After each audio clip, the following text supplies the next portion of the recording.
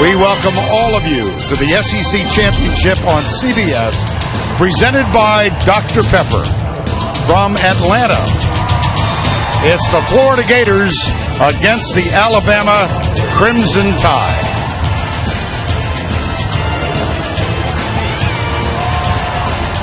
Hi, once again, everybody. Vern Lundquist, Gary Danielson. We welcome you to the Georgia Dome. 23 years ago tonight, Florida and Alabama met in Birmingham in the very first SEC championship game. Alabama won that one 28-21. And Gary, for the most part, form has held in this championship game, but around the country, not so much. I think you're right. I mean, it is college football, and we saw it in '98 when Nebraska lost. We saw Oklahoma lose, and in 2013, remember Ohio State had won 24 straight games? It's college football. Well, that leads us obviously to the underdog in this game, the Florida Gators. How do they compete in this one? Well, they've got a known and they've got an unknown. They have to start with their known, and that is a championship defense. This defense has to play and control a football game and give their offense a chance, and then maybe their quarterback, which has been their unknown, can do something a little bit different. Can he get out of the pocket and make that Alabama defense chase him and hit a big play like this? But when it's a pass play, will he scramble and do something? But I also think if Florida's going to be able to run the ball successfully, they're also going to have to design some runs for Treon Harris. I don't think they're going to be able to do it just from the tailback position. Well, it seems a long time ago now, but Alabama's one defeat came at home against Ole Miss. They have been on a tear since then. What's key for them today? Well, obviously they're the best team on the field in this game, and they can't let Alabama beat Alabama. They have been very good at protecting the football. If they allow themselves to get behind in this game, start turning the ball over, then Florida creeps into it. But they also got a guy that they can always hand the ball to, and he does not make a lot of mistakes. And when he's not making mistakes, he's making a lot of yards. And as the game goes on and on and on, he gets better and better and better. We really hasn't seen anything like this, the way one guy can make a team this good. This will be the 8th meeting in the championship game between Alabama and Florida. We'll be right back.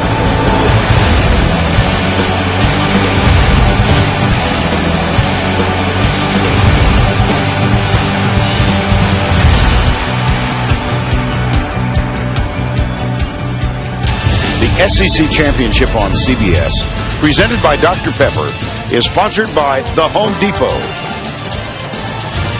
Budweiser, Auto Trader, and by Dr. Pepper.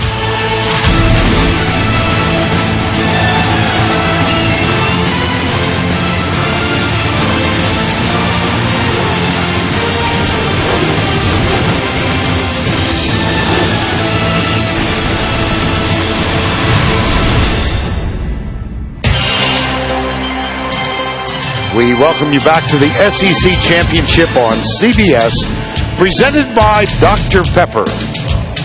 From the Georgia Dome in Atlanta, sold out yet again.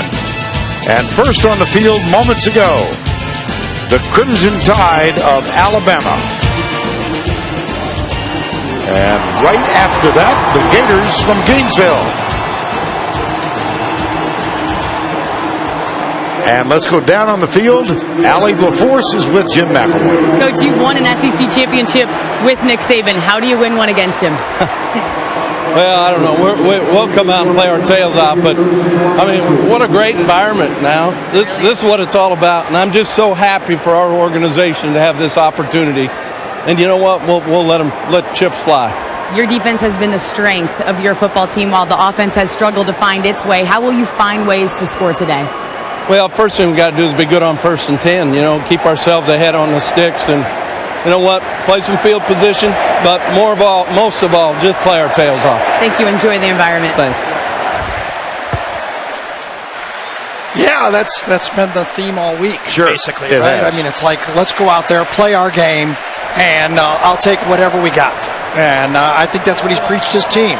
I think slyly, though, he thinks his defense can keep him in the game. Well, we're about to find out, aren't we?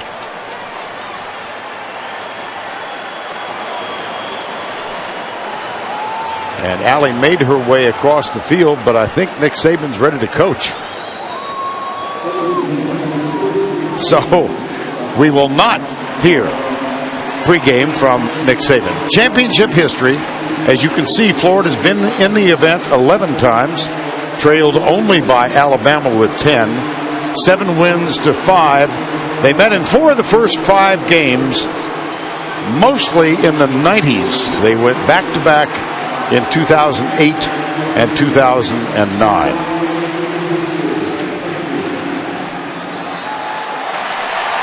Vernon Hargreaves is back to return the kickoff. Florida won the toss, and they elected to grab the ball and try and do something offensive. Well, it'll be the 12th time in 13 games that they start off on first with the ball. Only one time have they scored.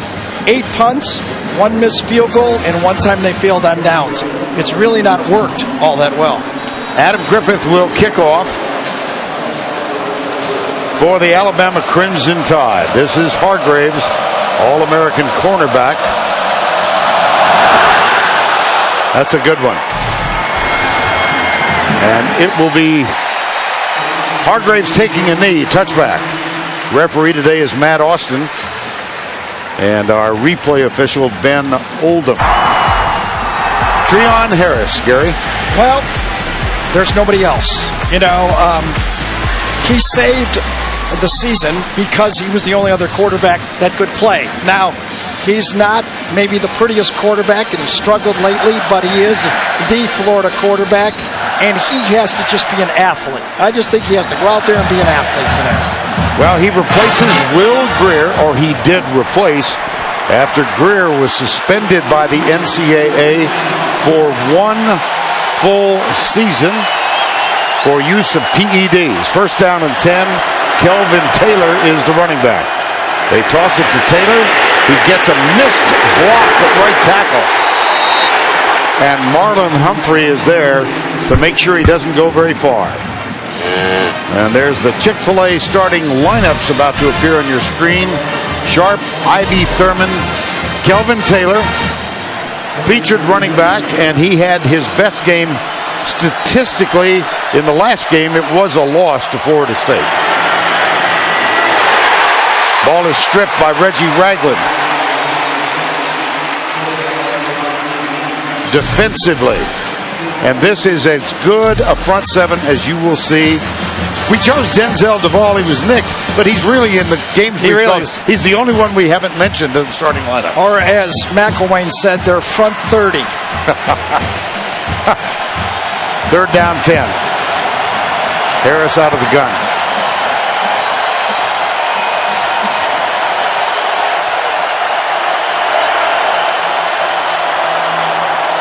Jordan Cronkrite is alongside. He gets the handoff, comes up the middle, nice run, but he'll be 2 yards short.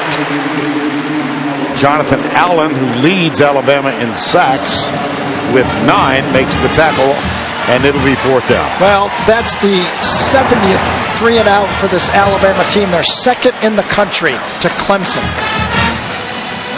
Johnny Townsend will punt, and that young man will return it. Cyrus Jones, 3 punt returns for touchdowns this year, 2 in 1 game.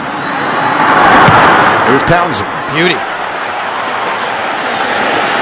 Jones at the 12 and down at the 10. Demarcus Robinson, suspended for the last game, makes amends on special teams. That's a 60-yard punt and nothing on the return.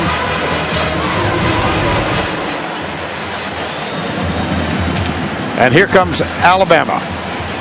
Jake Coker, Gary. Well, he may be the most improved player on this football team. From the beginning of the year till now, he's earned everything he's gotten, and now he's a legitimate threat. Started every game except the loss at home to Ole Miss. He was, let's phrase it gently, he was irritated.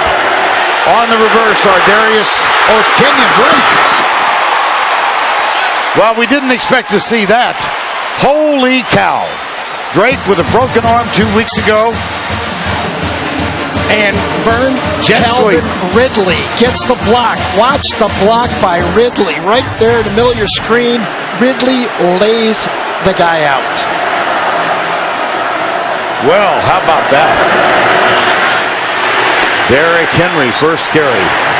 And there's a little extracurricular activity. You know, for Florida, with Kenyon Drake on that first play, the last time they played Alabama, the first play to Kenyon Drake went for a touchdown. So I think Florida's saying, all right, much better here.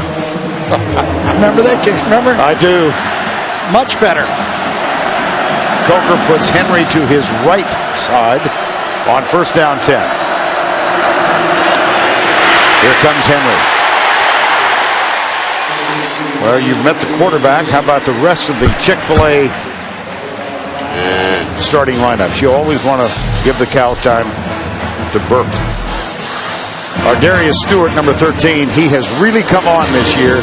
Second in receptions with 50, trailing Calvin Ridley. Second down and 3.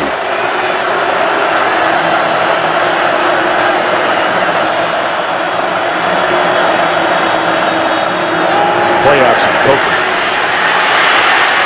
Got a man wide open, it's Calvin Ridley. And Hargraves wrestles him down.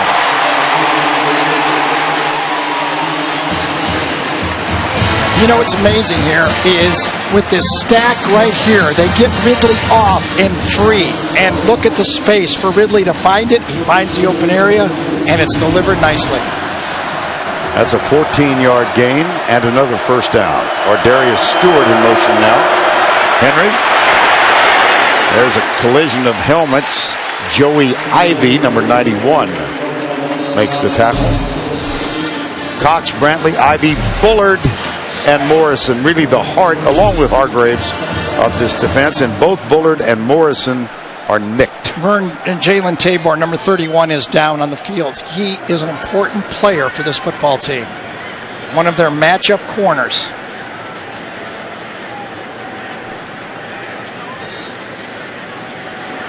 Now Tabor, the sophomore, will step aside. Nation, that's right. The SEC on CBS, the best game from the best conference. And we are in the heart of downtown Atlanta on a beautiful December afternoon. And we've got Jalen Tabor up and walking off by himself. Quincy Wilson has come on the field to take his place, number 6. Second down, 7.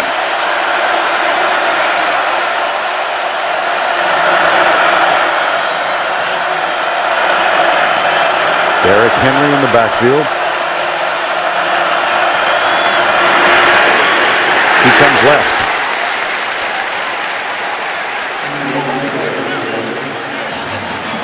Matt Rowland, number 25. Everyone wants to talk about how good Alabama's defensive front is, and they are. But if there's one in this conference that can match them, it's that Florida defensive line.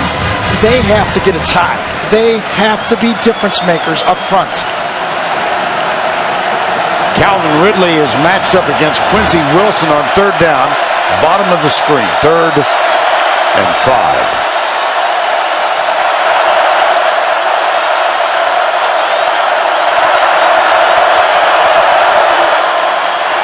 Coker, fumble, ball's loose. And he got it back. Yes, wow. He did. Got a break. Brian Cox Jr. had the sack of Jake Coker. Coming right from there. Inside and a bust by this team. Bust by left tackle Cam Robinson. He takes the wrong guy, and it almost cost Alabama early in this game. That will bring on J.K. Scott, 4th and 19. Had a really slow start to the season, but has come on since the mid part. And this one is high and deep, and a fair catch called and taken by Antonio Callaway. There's Cox. That Florida defense, that's the path. That's the path. That's their known. They have players and stars, and they can't keep them in the game. San Diego, it's regional action tomorrow, and it all begins with the NFL Today presented by Southwest Airlines. And to harken back to 20 minutes ago when we came on the air, and a thanks to Shimon Moore, one of the stars of CBS primetime programming, for his narration. That's Reuben Foster. Well, Florida is trying to find a way to run the ball and use their quarterback. Really, 383 rushes against Alabama this year, only 25 for more than 10 yards. It's hard to do it. Incomplete to Valdez Showers. Jim McElwain, go ahead, excuse me, Aaron, you know the reason they want to run the quarterback is Tennessee had the most plus 10 runs. And with Josh Dobbs, they did that quarterback run. Can they do it? We'll see. Well, they've got a 3rd and 13 right now. Reggie Ragland peering across the line of scrimmage. We'll see what Treon Harris can accomplish on this 3rd and 13.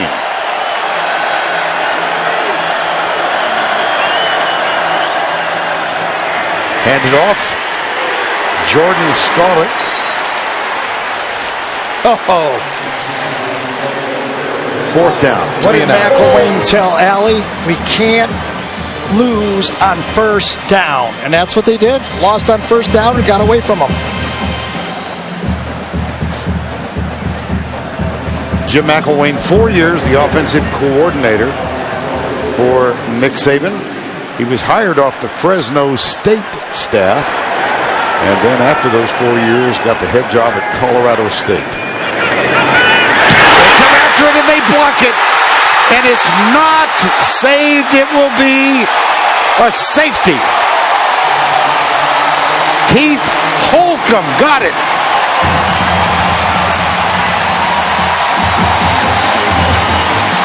Did he ever? Whoa, ho, ho. Boy, I'll tell you, on this turf, Alabama looks so much quicker than watching them on grass, and they just explode here, splits it, splits the blockers, and Holcomb gets his arm on it, and wow. Holcomb, a redshirt freshman.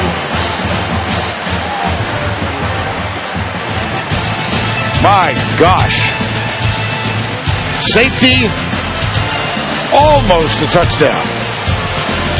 Tomorrow, our students being pressured into becoming confidential informants, a 60 minutes investigation, plus a primate closer in DNA to humans than any other on Earth. Tomorrow, only CBS. There's Holcomb.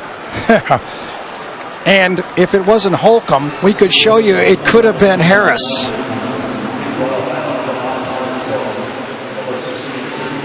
Not sure what Jim McElwain was addressing there. Florida only had 10 men on the field for the kickoff or the safety kick. Right.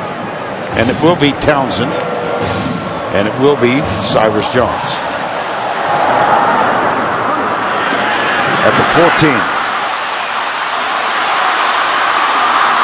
To the 38. Now it's time to take a look at our Home Depot tools for success. Well, let's show you the breakdown here. It came from one side. Holcomb, Scarborough, and Harris. All 3 of them, by the way, freshmen. They overloaded right from that side. A poor block, and either Holcomb or Damian Harris could have got it, and Scarborough almost saved it for a touchdown. Pretty effective. Yeah, that's breakdown up front. Yeah. One of them's got to be stopped. One of them has to be. First down 10, 2-0 Alabama. Kenyon Drake back on the field. Coker almost picked off by Hargraves, intended for Ridley. What a play by Calvin Ridley on that play. That's the second opportunity Florida's had for a turnover. This time Ridley comes back and breaks it up. A wonderful play by a player coming back. Great coverage. Listen, You hang the ball against Florida, their corners are going to get there. So 2nd down and 10. Henry with 4 carries for 14 yards. He'll get another chance. Doesn't get anything. Yeah, Jarrett Davis that time got in the backfield and made the play. If you want to have fun, watch the inside linebackers for both teams. Antonio Morrison, Jarrett Davis, Reggie Ragland, and Reuben Foster. 4 outstanding inside linebackers. That's a loss of 2 and a 3rd down and 12.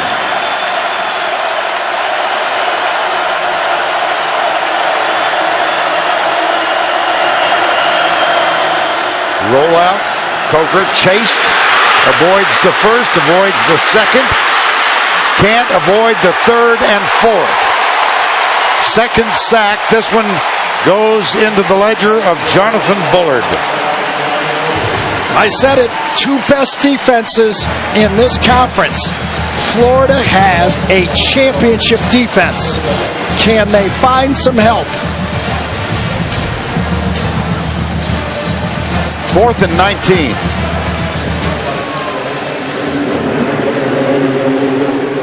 J.K. Scott on. Antonio Callaway. They look fast on defense, don't they? Close ground. This one end over end. Gets a big Alabama bounce. Callaway muffs it, picks it up, and does get out of bounds. Special teams. Well, good for you, Antonio Callaway. He knows that every yard is important here. That ball was on the ground. It's going to roll down to the 5-yard line. He says, I'm not going to let that happen. I'm going to stop it here. Just a good play. And Tony Brown was down to make the tackle. Florida has the ball, trailing by 2. 1 year and 1 day ago, Jim McElwain, former Nick Saban assistant, was introduced as Florida's new head coach. He obviously is a guy that means a ton to me. And for him to take a chance on an unknown guy from out west to come run his offense, I hope the next time we see each other is probably in Atlanta, right? Around this time of year. He didn't believe that then. Well, they had a wonderful season. 2 losses. First year as the head coach. But they really struggled offensively, Gary, in the last month. Well, they sure have. I mean, they can't even get to 300 yards. And in this game, on 1st and 2nd down, they haven't had a positive play yet. There's Kelvin Taylor. That will go in the book as a slightly positive play. Picked up a couple. Dalvin Tomlinson. Just don't think the hurry-up affects Alabama anymore. They have gotten the feel of how to substitute versus this hurry-up. Play action. Harris with time. Fires it deep. Double coverage. Got it. How about that? Yes. Antonio Callaway. 46 yards. Matched up on Marlon Humphrey right here. Wasn't fooled, but watch Antonio Callaway shield Humphrey on the play and make the catch. And a 1st down at the 44 of Alabama. Taylor. Nothing. Jaron Reed.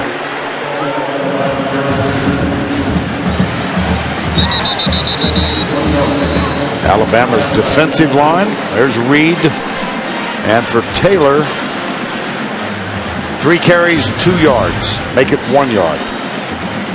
Martez Ivy is the injured player.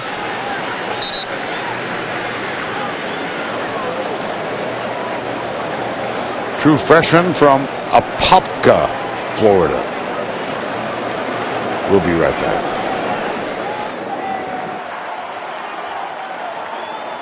Martez Ivy on the Florida bench, seeming to indicate a right shoulder injury.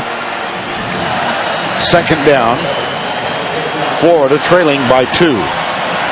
Jordan Cronkrite, the running back. Here's Harris.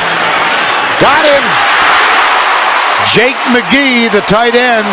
I know you thought he was going to be significant. He is a first down maker, and a beautiful read by Treon Harris to get him the football, well designed and right there. First down and 10. It's Cronkrite. Jaron Reed, that number 90, just ate that play up. But the passing game, how about that? Alabama, surprisingly, is second in the conference in giving up the most plus 20 passes. And for Treon Harris, that's his 19th pass of more than 20 yards. Nice matchup for Florida. Yeah. And on this drive, gains of 46 and 17. And a first down 10 here. They trail by 2. Both tight ends outside. Harris.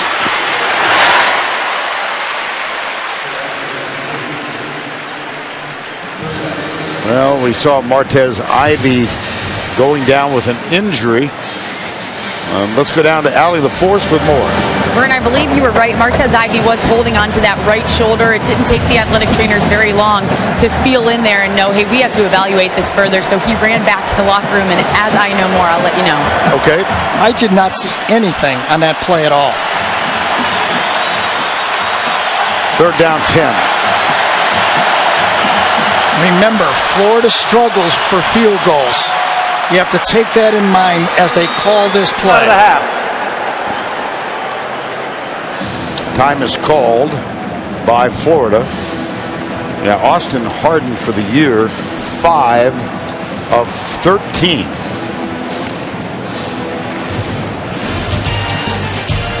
Two 0 in the Georgia Dome. The SEC Championship presented by Dr. Pepper. We are back in the Georgia Dome, 2-0 at the current time. Alabama leads it, and Alabama trying to become the first repeat champions since 1998. Tennessee, the last team to repeat in those 2 years, won a national championship under Philip Fulmer. T. Martin, the year after Peyton Manning had graduated. Florida had just made 2 3rd and longs. Can they do 3 of them? Roll out Harris. Sidearm. He's got the pass complete to Showers, but it is well short. And now decision time for McElwain. His place kicker has hit 5 of 13. Austin Hardin. Now he won a game earlier this year with almost no time left when he hit from 43. Right, or they would not be here. Exactly. That was against Vanderbilt. Johnny Townsend will hold. This is from 40 yards away for Austin Hardin.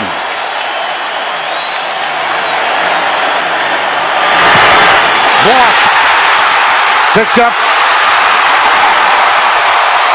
Cyrus Jones blocked it. DJ Petway gathered it in. Special teams. And they just moved that Florida field goal offensive line back. Reset the line of scrimmage. Hardin had one blocked against Florida State as well, but watch them. Watch them move the line of scrimmage, get the hand up, and make the block. Yeah, it was Petway who got the block, and Jones who gathered it in. So we've had a blocked punt and a blocked field goal. First down 10. I think Florida's going to go for it from now on when they get inside the 30-yard line. Sweep. Ridley. Oh. Wow, that second hit. They had Kenyon Drake in the game again, but used him as a decoy on that one. He actually faked the reverse.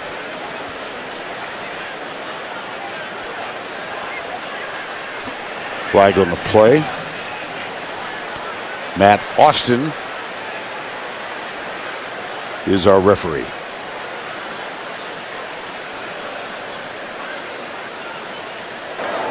illegal motion, offense number 3. Number 3 went in motion from the line of scrimmage. It's a 5-yard penalty, still first out. That's Calvin Ridley. Let's go back and take a look at the right at the end of it. hit. He took a strong one, didn't he? Got stood up on the play, Quincy Wilson, and boy, they all piled in there. Nick Washington was number 8. First down and 15. Boy, Alabama's got to be worried about their pass protection. How will they do this? Drake looks for a block on the edge. Doesn't get one. Boy, did he get hit right at the end by Morrison that time, number 3. You know, when we were talking to Will Muschamp before the Auburn-Alabama game, I asked him, what player on Florida would you draft and bring here if you could? And he said, nothing against any of my guys, but I love Antonio Morrison, number 3. He plays with a fire inside of him. And as we said, with an injury that made him only possible for this game, this is Mullaney. Marcus May, number 20, makes the stop. Third down. 3:21 to go, first quarter. Safety on a blocked punt. And then no score for Florida on a blocked 40-yard field goal. This is where the Florida defensive line can make a difference. They have to feel good about themselves.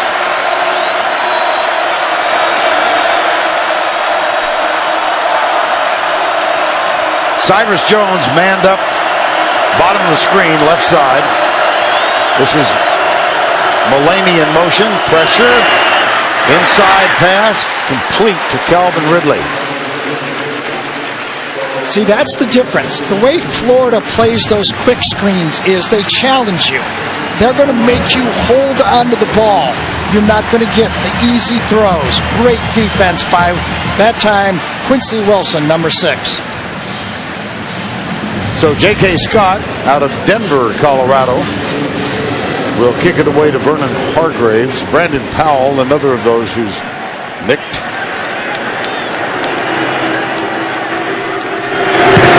Scott, boomer. They'll let it bounce. It's dangerous. Yes, it is. That's exactly what I was talking about, is the time before when he caught it. He knew it could be down on the 2-yard line. So far, it's been a disaster for Florida on special teams. Whether they punt, recover a punt, return a punt, or on the field goal, and now on the long punt by Alabama, they get it down inside the 5-yard line. A great start for Alabama special teams. And it was down by number 3, Bradley Silv. Young man out of Louisiana.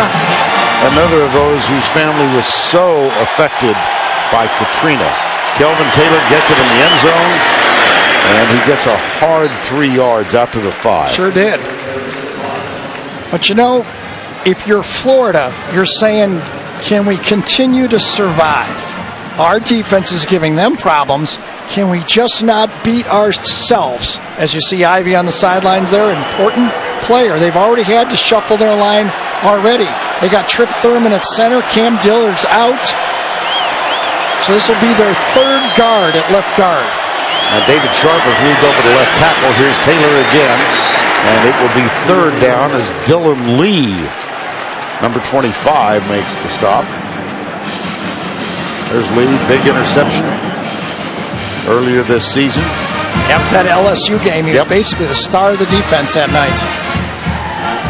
Intercepted LSU on the first play of the second half. Interesting call. Will they let Treon Harris throw the ball here? He's been successful. 3 of 6 for 68 yards, a long of 46. That's McGee, the tight end. Here's Harris from the goal line, under some pressure. Flings it out. Ouch. Antonio Callaway, the Yeah, it intended was well receiver. covered by Alabama, and in these type of situations, I think they were trying to get the ball here in the flat, and it was handled very well by the Alabama defense. And once that happened, when Geno Matias Smith handled the short throw, there was really nowhere to go with the ball. So, familiar position now for Florida. Last time they were in this spot, the punt was blocked. This time the return is on all the way. Cyrus Jones at the 43. To the 42. Next Saturday, another big-time matchup of NCAA hoops as the Ohio State Buckeyes and the UConn Huskies clash in an early season showdown right here on CBS Sports. Fun to see old buddy Bill Raftery You working got today. it. You know, this is where Lane Kiffin loves to play action pass, though. Can he match up Ridley on the two very aggressive safeties for Florida? May and Neal love to get their nose inside and make tackles. Ridley top of the screen. Now in motion. And they give it to Derrick Henry. Slight cutback and a quick 7-yard gain, perhaps 8. Jonathan Bullard made the tackle. They also, when things aren't going great, like to give it to number 2, don't they? Why would Not a bad plan. Well, they gave it to him 46 yards in the Iron Bowl. 46 times he got it.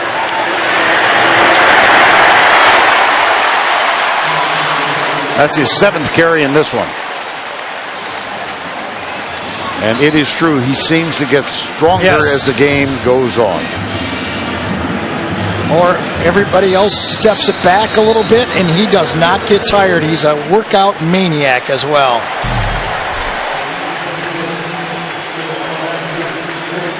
Seven carries, 24 yards for Henry.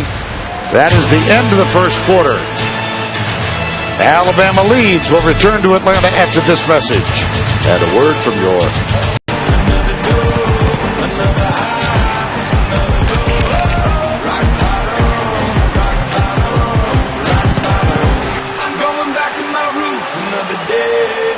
Back in the Georgia Dome, the SEC Championship on CBS, presented by Dr.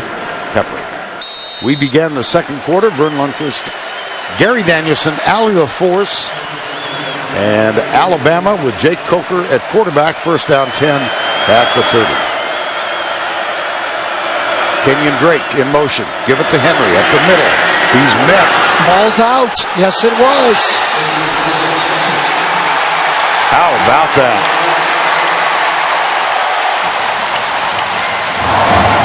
The Gators are first in the SEC in turnovers forced, met head on. And the ball pops out, and I think it was recovered by the safety, Marcus May, number 20, but it was Jared Davis that forced that fumble. There's nobody better in the SEC in forcing turnovers. They basically average 2 a game, and I think they need at least 2 in this football game. That's the first. Jared Davis, who forced the fumble, and Florida has a first down 10 at the 28. Here's Harris. Quick flip into the flat. Caught by DeAndre Goolsby, the tight end, up the near side. Well, special teams really is the story of the first quarter. It was, but I think the biggest story also is the corners for Florida. All 3 of them, Tabor, Wilson, and Hargraves, has allowed this Florida defense to be very aggressive. It's something that Alabama hasn't seen all year, somebody that challenges their offense. It's got them a little off balance. They're taking away the short throws. Now they have the ball. Harris back. Looking deep, firing deep, overthrowing everybody. Antonio Callaway was well defended by Geno Matias Smith.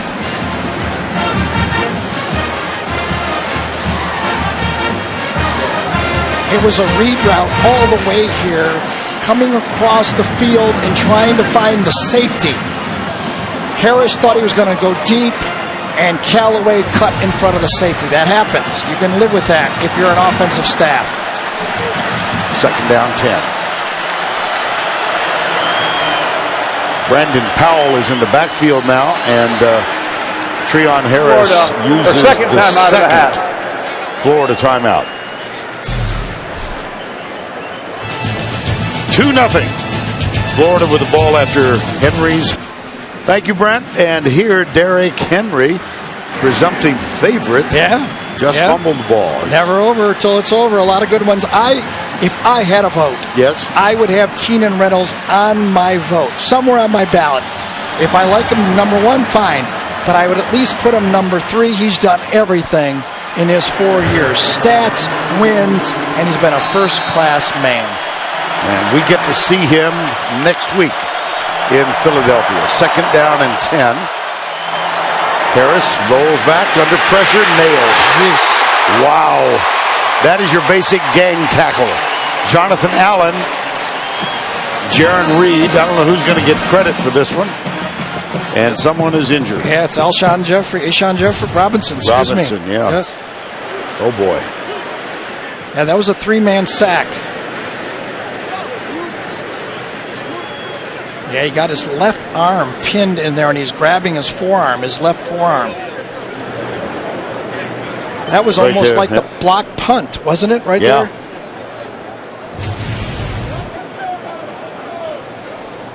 A'Shawn Robinson, number 86, is the Alabama player down. Alert. The event you've been waiting for. Sheldon and Amy finally get back together. Gosh. Don't miss it on New Big Bang Theory. Thursday at 7, 8 Central. Only CBS. And the other breaking news is A'Shawn Robinson looks like he's okay. We don't know for sure. I don't think Allie's allowed in that tent. No. So she'll get a report as soon as possible. It's third down and 20 after that sack that will be shared in some measure by 3 guys, or should be.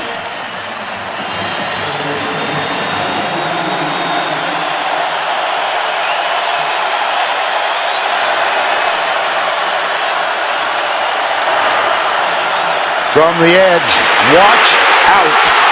That is the pass rushing specialist, Tim Williams. And watch how he gets off on the snap on this one. He's a bullet from the right side. Perfect timing and no chance. That was going to be a screen.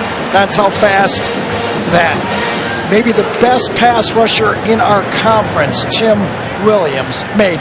There's predictions that as many as 4 Alabama players will go in the first round. Defense. Almost another one. Yes. Williams could be the 5th. Here's Cyrus Jones. Jaron Reed. Nope, beg your pardon. Jared Davis. 53-yard punt. 2 on the return. And for Williams, at 6.5 sacks. That is Kirby Smart. Yep. We haven't mentioned Kirby's future. Well, he's got a bright one. Let's put it that way. But you see where Alabama ranks, and that's the biggest difference in this football team this year.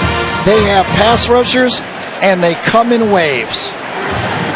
According to all reports, Kirby Smart, a Georgia alum, will be named shortly as the new head coach to succeed Mark Richt. First down and 10.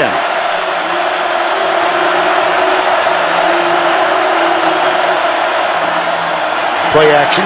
Coker out to Kenyon. Drake drops it. And that's that protection he's wearing on his right hand. A week ago, he tried it, and they wouldn't let him get in the game. This week, he gets in the game. He had the first carry of the football game, but he still is favoring that right arm. Second down, 10.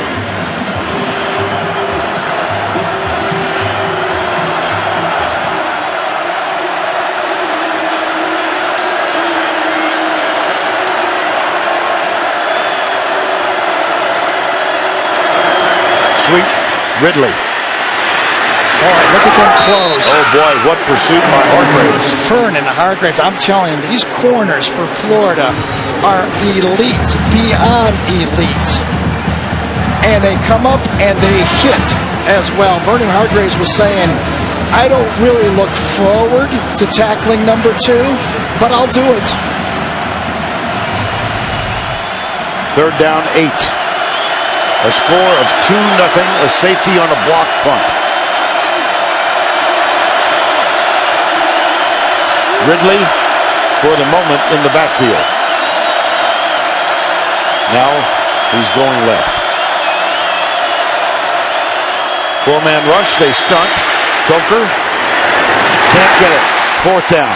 Yep, they forced him to throw the ball just a little bit before he wanted to. Caleb Brantley, number 57, got in there. Coker throws it backing up, and he's not accurate with the throw. Boy, I'll tell you, 2-0, and Florida is feeling great about this football game.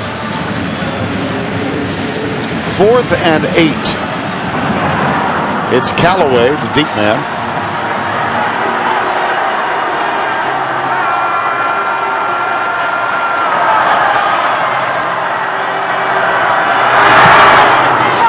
Beauty. Jeez. Wow. Callaway at the 15-yard line, but he's got room to run. Does he ever?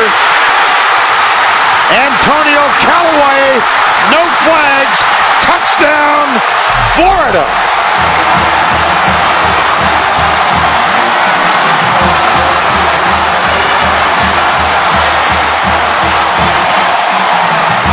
Special teams. Can you say he outkicked his coverage? Because this looks a lot like LSU.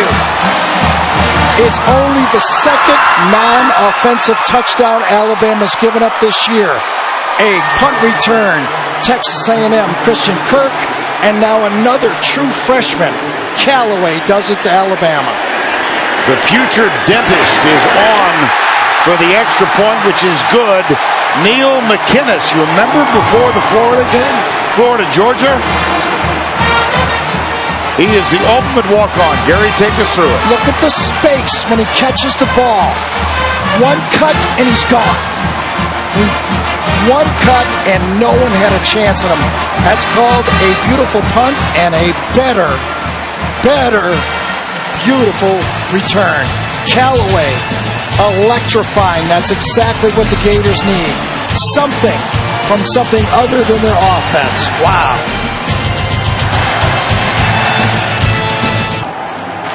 Antonio Callaway, 85 yards with the punt return. How about that turnaround on special teams? The longest punt return touchdown in SEC championship history. One punt return can erase 3 blemishes on special teams.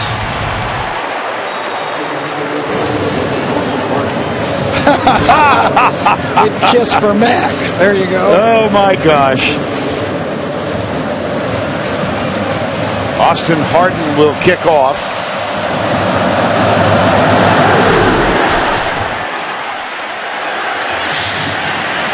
Take a knee. Kenyon Drake. Well, coming up at halftime, the Dr. Pepper tuition giveaway. This will be the 8th consecutive year this competition has been held. It's always, it seems, emotional. And a $100,000 scholarship made available to the winner. That's coming up at the half. And a player down. Anthony Harrell.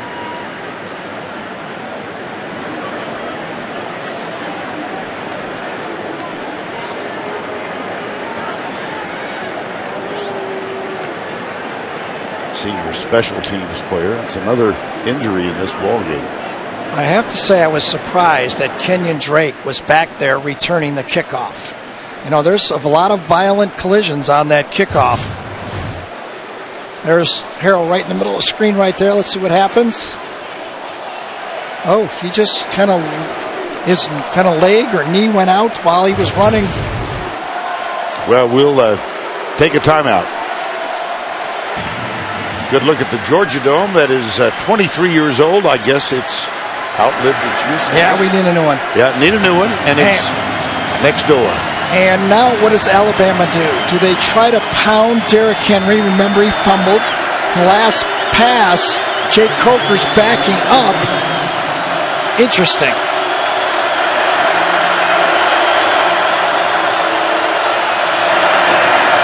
They give it to Henry. South Florida defense.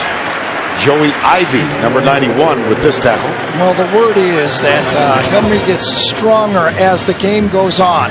And last week we saw it. In fact, he had to because he carried the ball on the last 14 plays for Alabama. This afternoon, 9 carries, 29 yards. Here's Coker. Fumble. I think he's going to call him down. Down? Yep.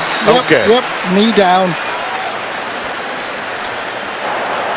Ruling on the field as the quarterback was down by contact. First out. His elbow hit the ground.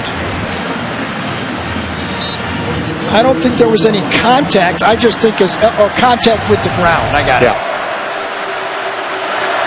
On first down after a 17-yard gain, a little bit of a mishap. Yes, there was. That was another read play. Same play again.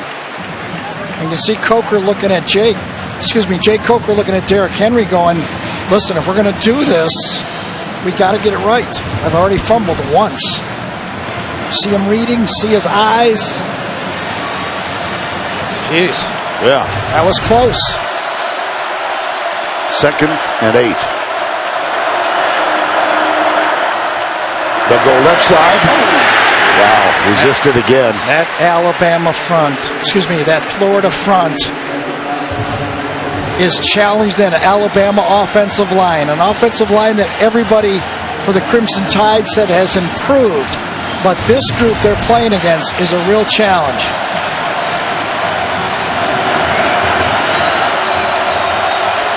Jordan Sherrod is on that line, number 17.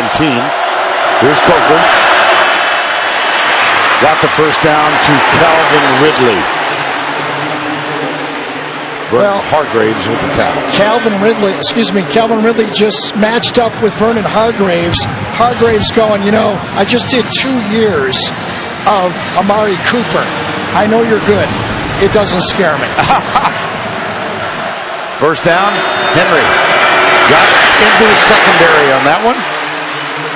And let's go back to New York. Brent Stover with a Chick-fil-A update.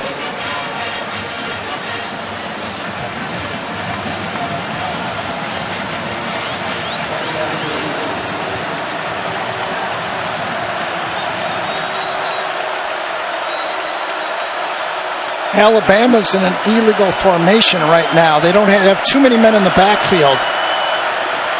Well, they got away with it. Yeah, they did, but Henry doesn't get away with anything. Caleb Brantley was the first man there. I thought Ridley was in the backfield on this play. Look at it at the bottom. Guys up on the line, they got 1, 2, 3, 4, 5 players in the backfield. That should have been called. They're down 4.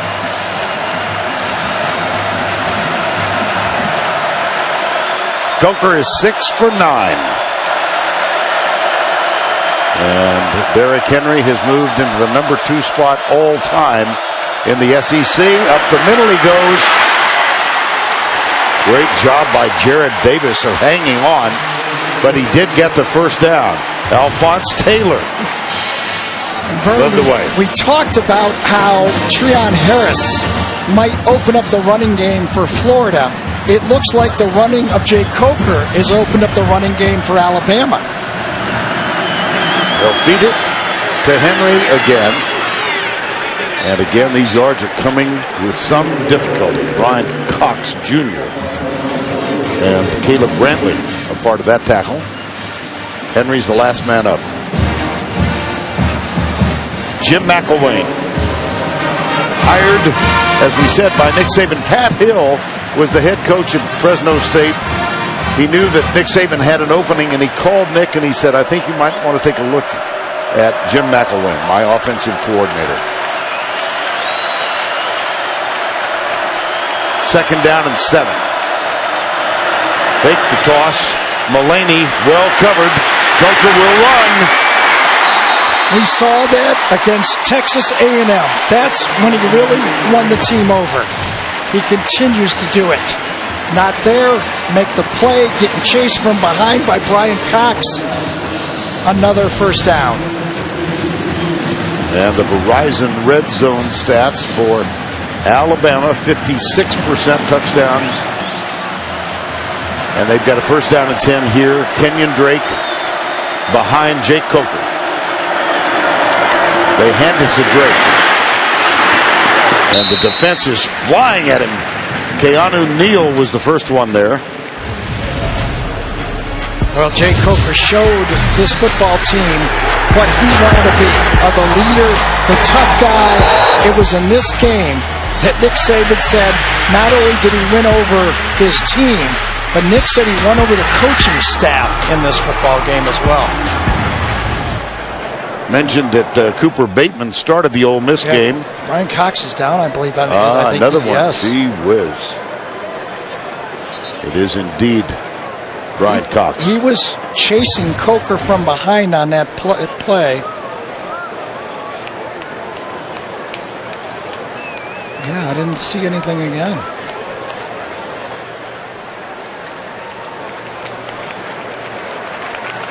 Time called. Brian Cox is up. Brian Cox on the Florida Gator bench. Allie, you've got more? Yes, I do. Cox has been, his right hip has been bothering him the entire game. He was going through a series of stretches in the first quarter, but thought he could play through it, although every time he tried to run, it looked uncomfortable. Now it finally became too much, and they're walking him slowly back towards the locker room. Thank you, Allie. Damian Harris is in the backfield now. No, Kenyon Drake. I beg your pardon. Coker. Look at that closing. Jared Davis got a little speed. Are they going to call that an incomplete pass? He throws it with his left hand. Yes. There was a receiver right in the area. I don't know if he ever saw him. There's no foul for intentional grounding. Number 16 was in the area. Boy, you're right though, Vern. Jared Davis closed up so much space. I said Alabama looked faster on turf. Wow. Watch Florida play on turf. And Mullaney was just close enough to get that call. Now, we do know he was intentionally grounding the ball to save the yardage. You think? But if you can do it towards someone, get away with it. Follow the rules. Yep. Derrick Henry's back in on 3rd and 9. We'll see how many Florida brings. They bring 5. Left side. Ardarius Stewart backs up. Well short of the 1st down. Oh, there was a great read on the defensive line that time. I think it was Brian, number 93, that made a read, smelled the screen, and backed right up into it. Or was it Shareet, number 17? 17 Shareet it was. That was a great read by Jordan Reed Shareet, and that allowed that kind of cluster to get there and a good stop. Another stop by this Florida defense. 28-yard field goal attempt. You saw the graphic 5 for 5 last week for Adam Griffith. He's perfect on this kick. And our score is 7-5. But Vern, that's what Auburn did to stay in the football game. Forced field goals and got it into the 3rd and 4th quarter.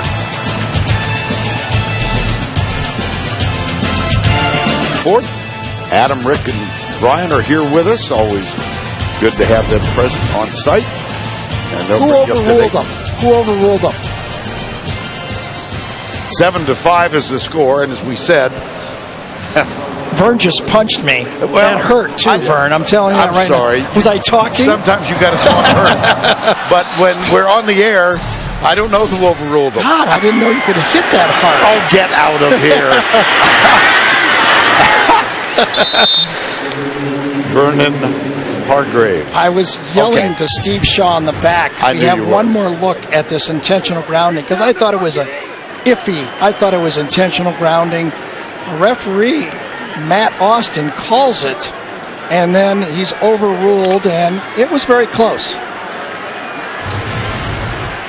No, I think you thought it was intentional. I did. Yeah, I really did. I know. I mean, listen, he intentionally grounded it, but Mulaney was there close enough, so he got away with it. I'm sorry I hurt you. No, I'm okay. Okay. I'm already fighting a voice. I Now know. I'm going to fight a sore back. First down, 10. Ashawn Robinson is back on the field. Good news for Alabama. Kelvin Taylor comes left and doesn't get much. Ryan Anderson with the tackle. And let's take a look at the college football playoff top 10 presented by Dr. Pepper. Well, the big news. Holding. Offense 64. 10-yard penalty. Repeat first down.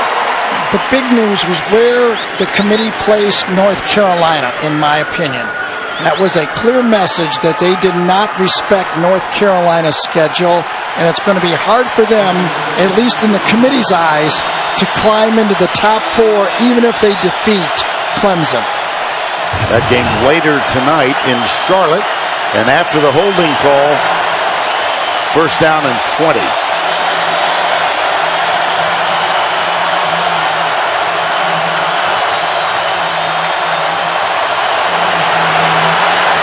Here's Harris into the flat for Jake McGee.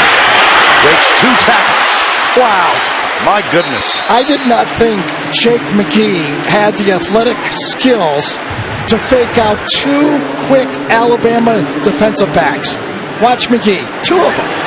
And another one. 3 players, and Ragland never misses. Nope. Great play by Jake McGee. So he gets 9 of the 10 back. Well, 8.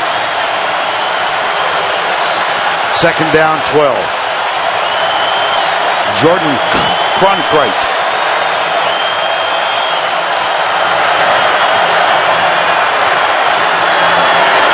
Harris got him at the 10.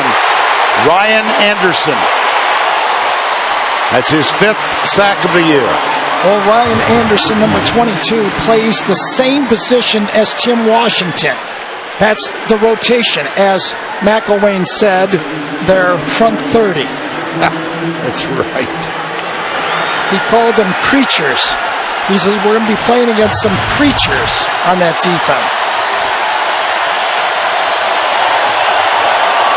Third down, 20.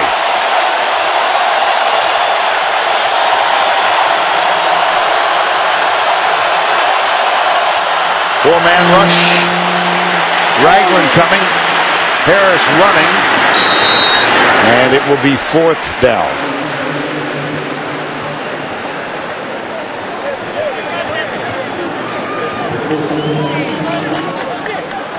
Boy, as that was one of the great predictions or interviews when Allie was with McElwain, and he said, we got to win first down, or we can't lose first down, and you've seen it this whole half. Sure. Anytime they get behind the sticks, they look like they have 0 chance. Now Johnny Townsend is on to punt. He's had 1 block. That was for a safety back in the first quarter. Cyrus Jones awaits the kick at the 37-yard line. Return is on all the way nice and high, but Jones will have a chance to return.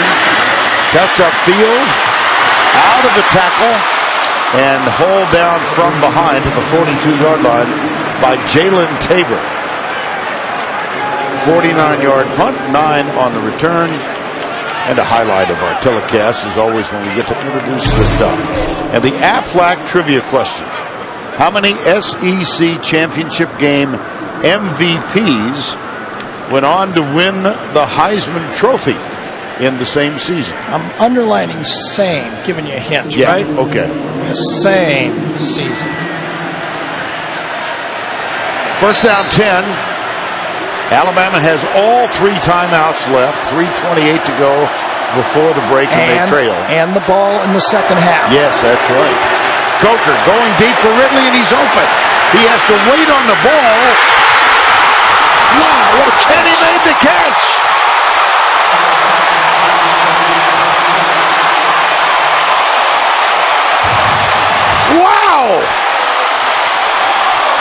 undercut by May, coverage by Hargraves, and Ridley comes up with it. Jake Coker didn't throw it far enough, but he sure threw it straight enough. Derrick Henry, he's got 22 touchdowns on the year, and he gets nada on that one. He was wide open, first down plays. Lane Kiffin, I called it the one before that he would go for it, but on this one he had him wide open, but the throw was late, and what concentration by the freshman Ridley, this year's version of their star receiver. Yep. It went from Julio Jones to Amari Cooper to Calvin Ridley. Well, he came into the game with 67 catches. He's got 4 in this ball game. Florida, their third and final timeout of the half. Florida calls time. They have none remaining. Boy, when you got a guy that can track down a ball like this, as a quarterback, you can't get any better than that. Just throw it up. Part of the beautiful skyline of Midtown Atlanta. And the SEC Championship game presented by Dr. Pepper. See how quiet I stayed that time? Much better. Up the middle she goes. Touchdown, Derrick Henry. Boy, he bowled his way in there that time. And congratulates Calvin Ridley. Watch him bowl this ball right through Marcus May into the end zone. What a run.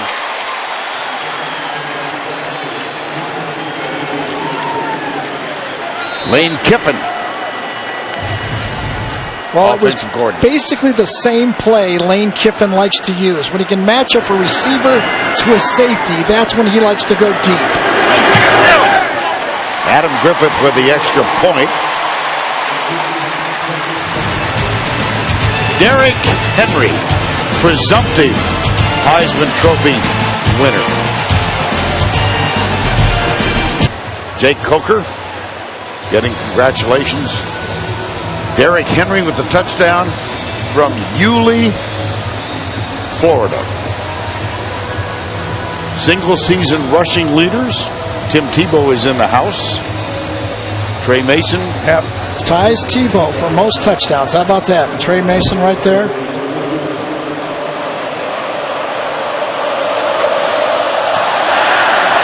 Here's the kickoff. And that will come out. Let's go back to the Calvin Ridley play. Jake Coker and Lane Kiffin love the matchup on that safety. Watch what happens. What the quarterback believes, and he's taught, is if the receiver's even, right there, he knows he's open. That ball should be starting to be delivered right now. If you're even, you're open. He's about a half second late, and that's why Florida almost made up the ground and saved it. This is a big first down series for Florida right here. No timeouts remaining. Yes, but Alabama has all 3. They can get the ball back again.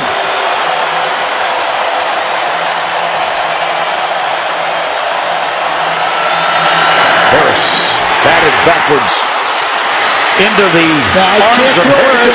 Can't throw it again. Can only throw it once. It was Jaron Reed who batted it backwards.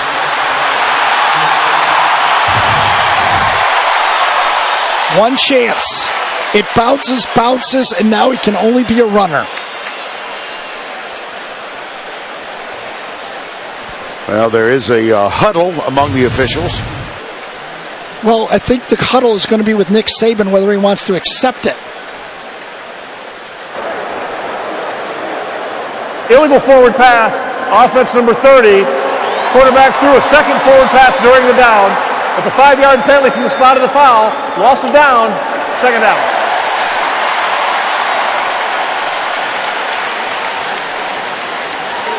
I think what Nick Saban wanted to know is when will the clock start? Because right now, if it would start, he would want to take a timeout. He found out he would not start, so he did not use a timeout. And again, they're behind the chains. On first down, Harris is tripped up in the backfield. Alabama should take one right here. Jaron Reed again with the tackle. Oh, I'm surprised. Nick is playing it very, very conservatively. Yeah, he's got all three. It's going to cost him 40 seconds. That is really surprising. Well, he makes more than I do. It's 3rd and 18. He's got a lot more respect for Treon Harris than a lot of Alabama fans. I'll say that. Look at that clock unravel. Harris. Caught and dropped. Reggie Ragland. Now he'll use his timeout. Nobody open. Ragland doesn't miss his tackle. Back threw the ball behind the line of scrimmage. 4th down.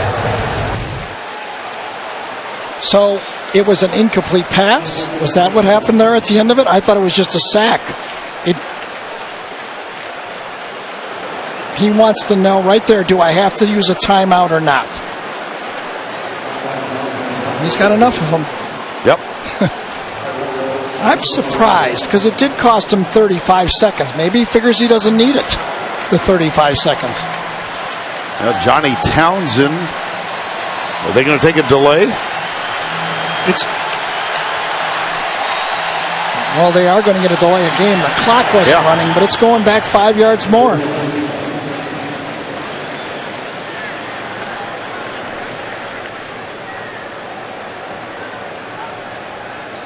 Remember, we set it up with about 2:30 to go. Alabama with the ball, plus getting the ball in the second half. They We set their play clock to 25 seconds. It'll start on the ready for play. There is no foul. They score quickly enough where with their timeouts, they had control of this first half and were able to organize and get the ball back. And now with 3 timeouts. I would rather have 2 and an extra 35 seconds, but that's just me.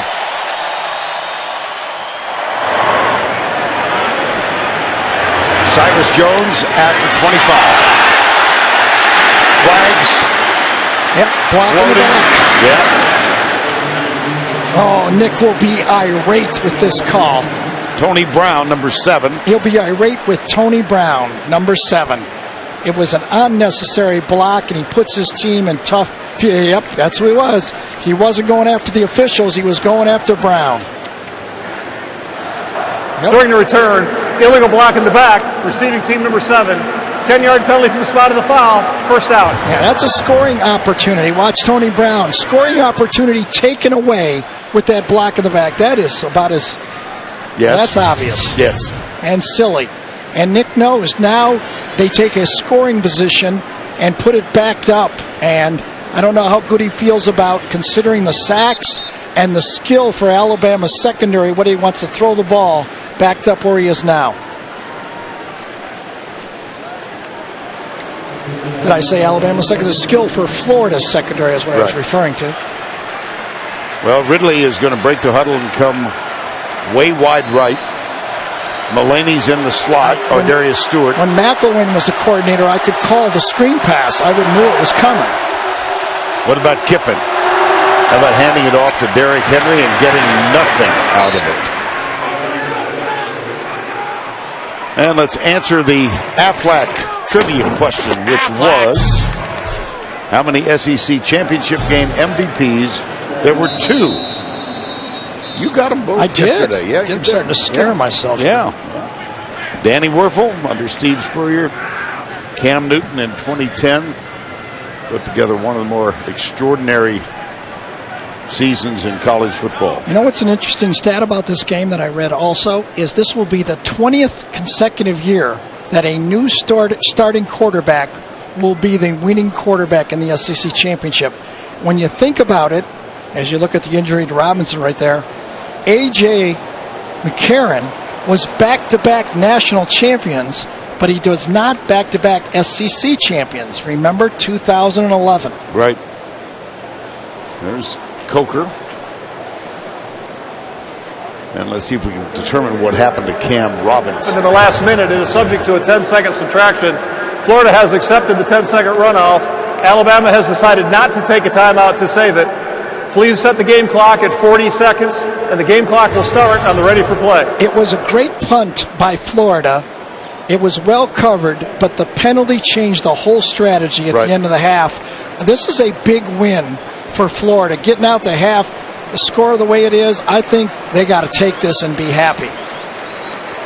5 points down, considering they had a punt blocked, I think they're thrilled.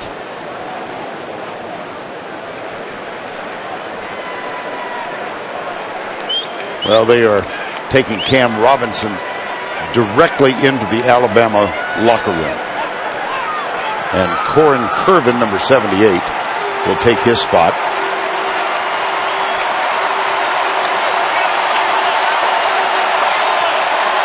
Well, I wonder if Alabama just won't take a knee. I think they're going to shut it down. Yeah. Still a strange decision, I think, when they didn't take the timeout. That was not very aggressive, I'll have to admit. Derrick Henry. Ryan Kelly, the center, over the ball. Graduate student now, 4-year starter. It'll be Henry. He hangs on for dear life, and he gets a first down. Well, you saw Nick Saban's reaction to this. Push from behind, and all of a sudden, pretty good field position gets wasted. Derrick Henry at the end of the half, 65 yards on 19 carries, 1 touchdown. And Allie is with Nick Saban. Coach, special teams were a huge advantage for you to start this game until Florida's punt returned for a touchdown. The first you've given up since 2008. What happened on that play? Well, it was a block. So, they were trying to block it. So our guys really got jammed up at the line of scrimmage. And, we lost one of our gunners. So, once he broke, we didn't cover it correctly and we didn't get good coverage. And he's a great returner. So, got to do a better job in that regard. We're used to seeing the Alabama offense dominate on the ground, but it was the passing game that kept the offense moving in the first half. What would you like to see differently? Well, we turned the ball over once in the red zone or right before the red zone. We got to throw the ball and have more balance in what we're doing. There's no doubt about that. But I think if we can control the ball, go fast, it might help us in the second half. Thanks, Coach. All right, thank you. Allie, thank you. Coming up, the Dr. Pepper tuition giveaway. End of the first half, 7-12. Alabama has the lead. The giveaway after this message from your local station. Jim McElwain. Coach, your defense and special teams kept you in this game. How do you get the offense going? Well, starts with 1st and 10. We're getting behind the sticks again, and we're getting beat up front a little bit. We got to give him a little help, on that right side, and yet same time now we're hanging in there, and it's a heck of a ball game. Sure is. Thanks, Coach. Good luck. Thanks. He seems to be having a fairly good He has time. a lot of fun. I don't blame him, though. Well, good for him. Jim McElwain, after a 10-2 season at Colorado State, beckoned to Florida, and he's made a lot of fans down there in 1 year. Yeah, well, let's break it down.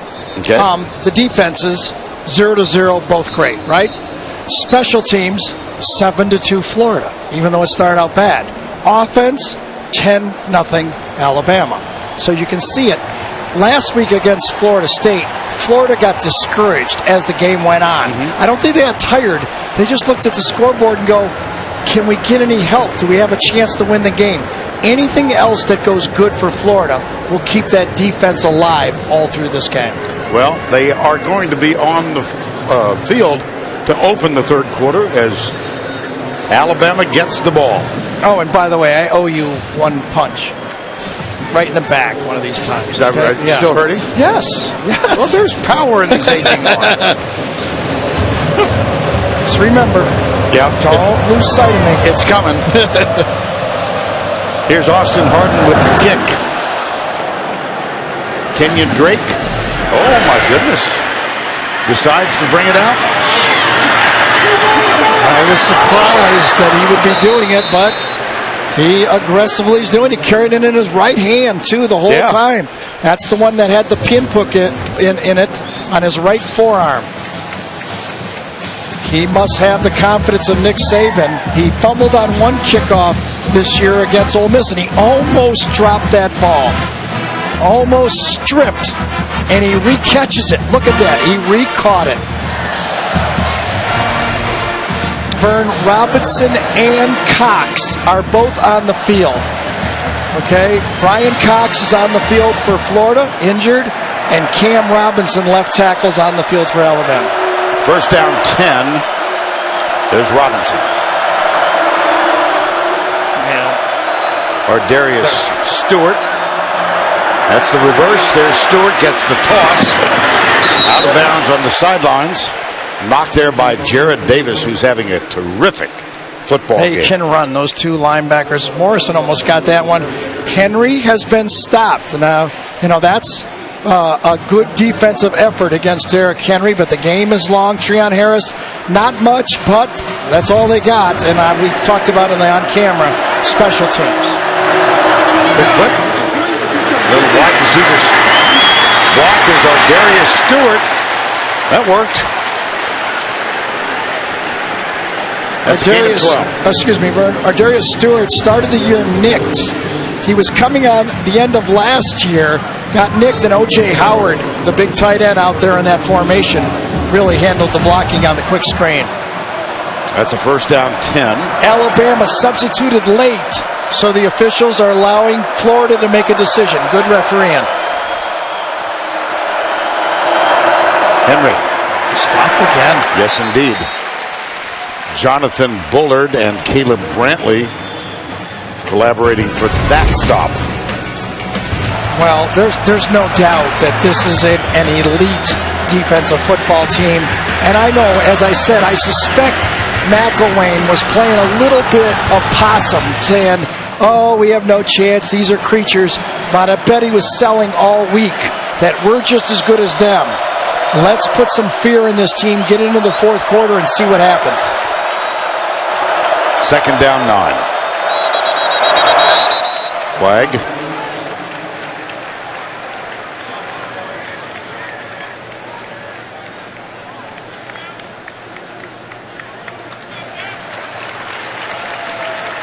False start, Alabama.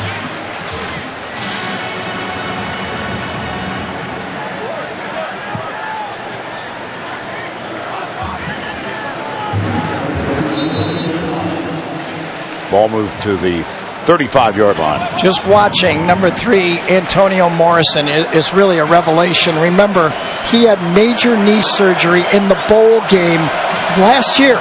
Just, less than, a year, and he's back playing at this level. Amazing. Coker will keep it. And he gets 4 of the 5 back. Jalen Tabor. Aerial coverage provided by Goodyear. Isn't that some scene? For 60 years, Goodyear has provided aerial coverage of college football's greatest traditions and biggest rivalries. Defensive coordinator Jeff Collins inserts another cornerback on the field. They're in their dime package.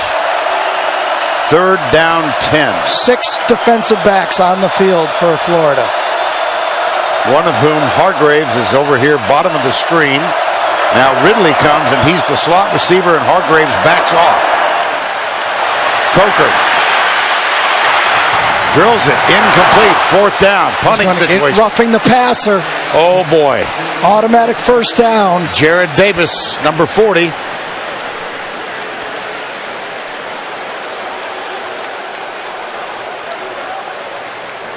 Personal foul, roughing the passer, 40 of the defense. 15-yard penalty, automatic first down. Well, Jake Coker's so big, and he extends plays. And that was an obvious one right there. I was going to give a little bit of the doubt to Jared Davis, but no. He knew it as soon as he turned around. He was looking for the flag, and he knew it was coming. And that's a big, because remember, that was going to be a punt. That's almost the equivalent of a turnover for Florida right there. That would have been Florida's football. And the march off gives Alabama possession at the 46-yard line. And think about it. Not only is it a turnover, basically, Florida gets the ball back when they had to Number give it 14 away. has to go out for one play due to injury since the training staff came onto the field. Well, that's interesting. Cooper Bateman, the backup quarterback.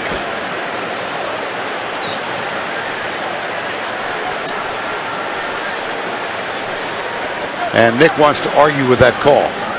He's out on the field. There's Bateman. If they take a timeout, they could save it. Or will they go with Bateman? I mean, he started him against Ole Miss. Why not? Should be able to go one play. Well, the training staff is out on the Florida side. I was just informed by head of officials Steve Shaw that you cannot save your any player from an injury. He's out one play no matter what.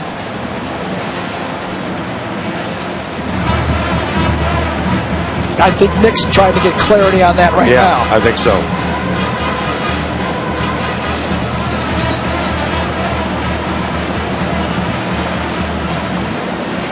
So here is Cooper Bateman. Started the Ole Miss game for the season, and I don't expect he's going to throw here, but he might. 73%, 291 yards, 1 touchdown, and 2 interceptions. Derrick Henry is behind him. First down 10.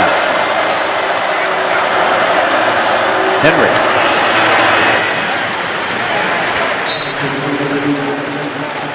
Jonathan Bullard. Just one more look at the training staff coming on the field. Before Coker could wave them back, I'm okay, it was already called. Coker is back out there now. We'll give it to Henry. And again, it's Antonio Morris. Gosh. Wow. Keanu Neal also. Yes, Vern, excuse me. It all fits together. The defensive line gets penetration, and the linebackers clean it up. Watch Brantley. Watch Bullard, number 90, get in the backfield. And even the safety, Keanu Neal, is up there to make the play.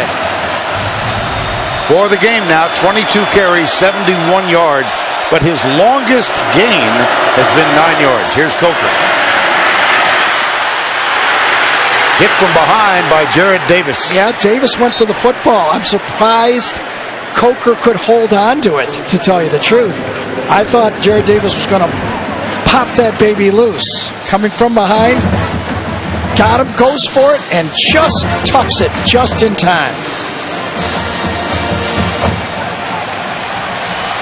Decision here.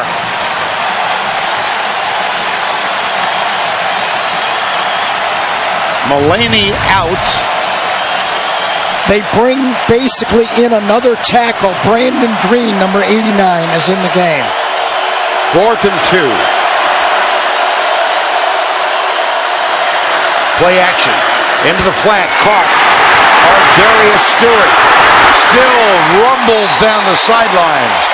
First down, Alabama. Well, we talked about Nick Saban not being aggressive enough with his timeouts, but this was an aggressive decision. 4th and 2. It's called a sneak play, bootleg, sneak the receiver across. Kind of an MO play. That's a trademark of a Lane Kiffin offense, and he got it out there. Gave it 16, a first down 10. Ridley in motion. They give it to Henry. Oh, the yards are tough. They sure are. Remember, number 25. Vern, even though that Delvin Cook rushed for 183 yards against this defense for Florida, 112 of them were with 8 minutes or less left in the game. So at the 8-minute mark in the 4th quarter, he got 112 yards. Basically, Florida stopped Dalvin Cook that whole game, just like they're doing to Henry. Here's Henry up the middle to the 15-yard line. It's Matt Rowland, number 25, first man there, and there is the familiar figure of Morrison. We're just Well, we've done, 7 of the last 9 Alabama games? The only guy that's done more is Eli Gold. We've seen so many games. We're always used to having Derrick Henry pop a play. It has not happened. Exactly. Kenyon Drake in the football game for Henry. 11th play of the drive. The big play was the roughing the quarterback call. 3rd down, 3.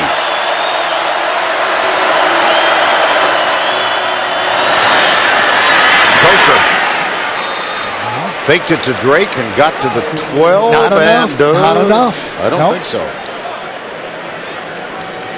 Vern, guess who the second leading attempt rusher is for Alabama? I bet in Nick Saban's career, he's never had this happen at Alabama. I think I know who it is. It's Jake Coker. Exactly, yeah. He's rushed the ball 53 times coming into this game. Derrick Henry, 295 times. Well, they got the heavies in there. Nicewinder comes in. No, timeout. And a timeout called. Wow. 4th down and 1. They just went for it on 4th and 2. Time call. To mind during the timeout, Adam Griffith, who had 5 out of 5 last week, 1 for 1 in this ball game, has come on 4th and 1. Cooper Bateman will hold. Cole Mazza is the snapper. Well, now remember, Florida's offense has not scored in this game, and this will make it an 8-point game if they make it. Florida has said defense safe. They're looking or protecting for the fake. 30 yards. He's hot kicker. Perfect. Started this season 0 for 4, and he is on a roll in the last 2 weeks. 15-7.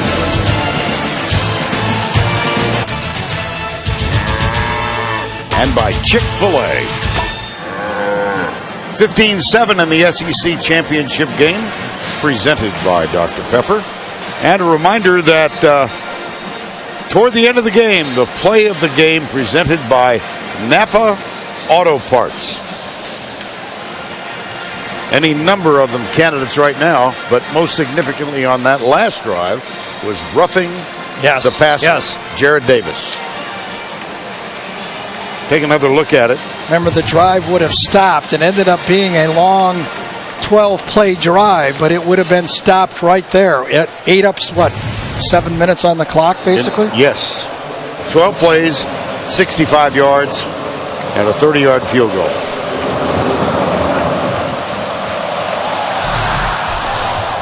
Vernon Hargraves is the deep man. Oh, that just about went out. Hargraves back there because Brandon Powell is struggling with an injured foot. We haven't seen a lot of Powell in this football game. He's usually the guy that returns those kickoffs. So where do you go if you're trying to call plays for Florida? You know, Calvin Taylor has given them nothing. They has not been able to get a yard. Taylor 5 for 7. I mean, you come into the huddle at the start of the second half. The kickoff hit the TV cable while airborne. We will retry the click. Oh, so Griffith said I wasn't that bad.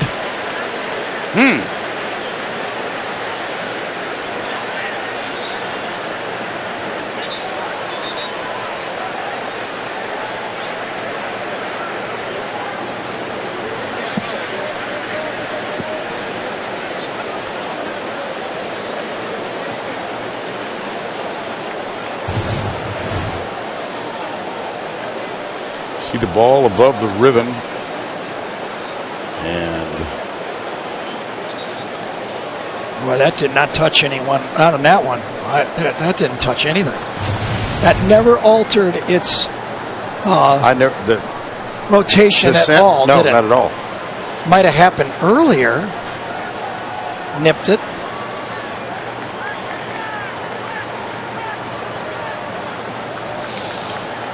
Well, let's do it again. 8:04 to go, third quarter. Different angle here.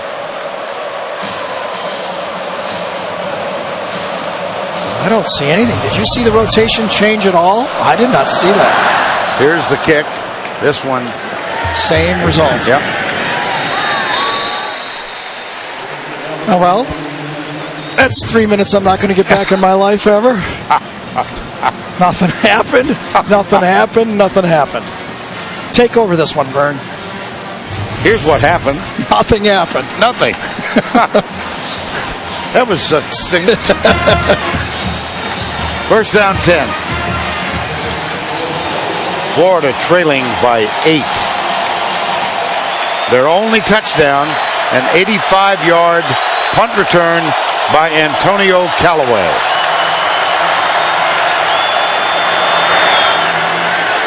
Harris, he's got a man wide open, and he drops him. DeAndre Goolsby, the tight end, could have run from here to Athens. If there was one thing Jim McElwain would have said is, would you just hit the guys that are wide open? I'll live with the tough throws, but if we give you one, just make the easy one. And that's as easy as you'll ever get against Alabama. Yeah, I understand, Freon. Second down and 10.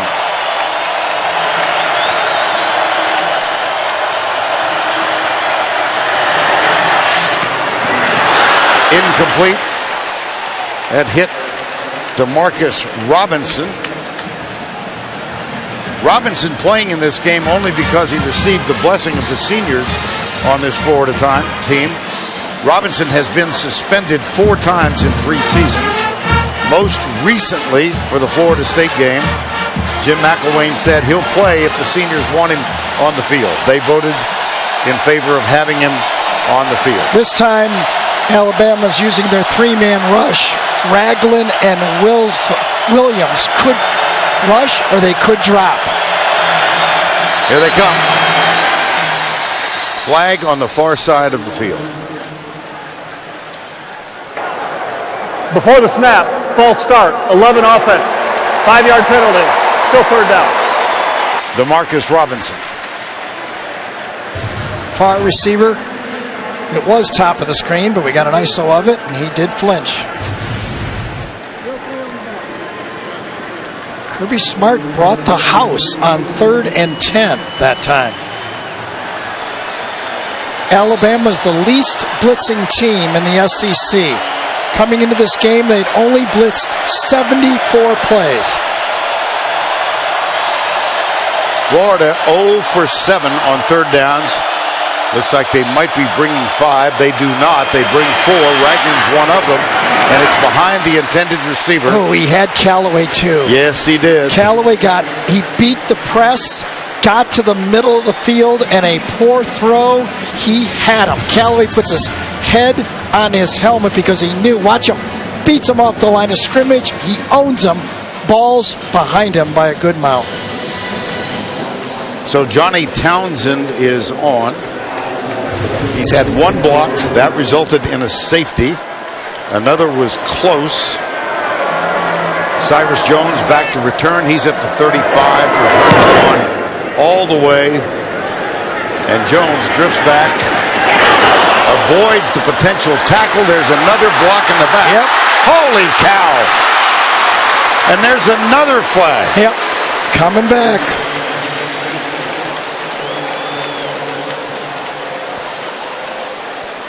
I think it's Dalen Charlotte, number 4, is going to get the block in the back. During the return, illegal block in the back, number 4 of the receiving team. 10-yard penalty from the spot of the foul, first down. Yeah, it was 4 on 42, Keanu Neal.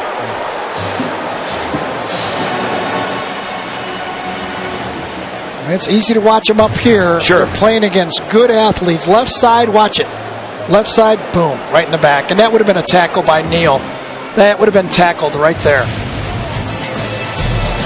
So a little coaching opportunity on the Alabama sideline. Time call. Running. For more, here's Allie.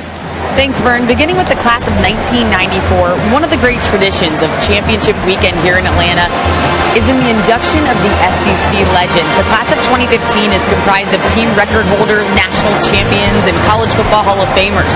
So Woodrow Lowe, one of the great linebackers in Alabama history, represented the Crimson Tide, and Fred Taylor, whose son Kelvin is following his father's footsteps at Florida, was doubly proud Gator last night. As always, quite a night. And Fred Taylor watching his son.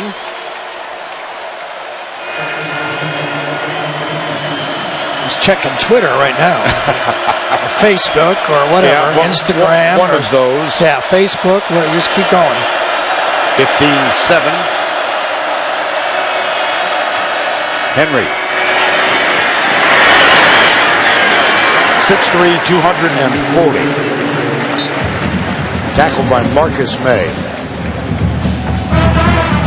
Get him on the edge. Good block that time by that Alabama offensive line. They were able to finally get a seal. Alphonse Taylor, number 50, finally was able to control that Florida defensive line. Saw that. He's gone 17 games without a 10-yard rush. Jay Coker saw the tip of a corner blitz from Cargrave. Will Florida stay with it? Toss. Robinson leading the way. First down. Now I'll go to Brent Stover in the studio for this Ford update.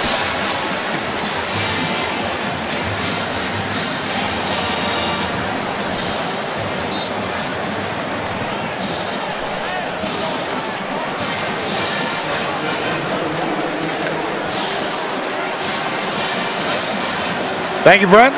1st and 10 here. 6:35 to go, third quarter.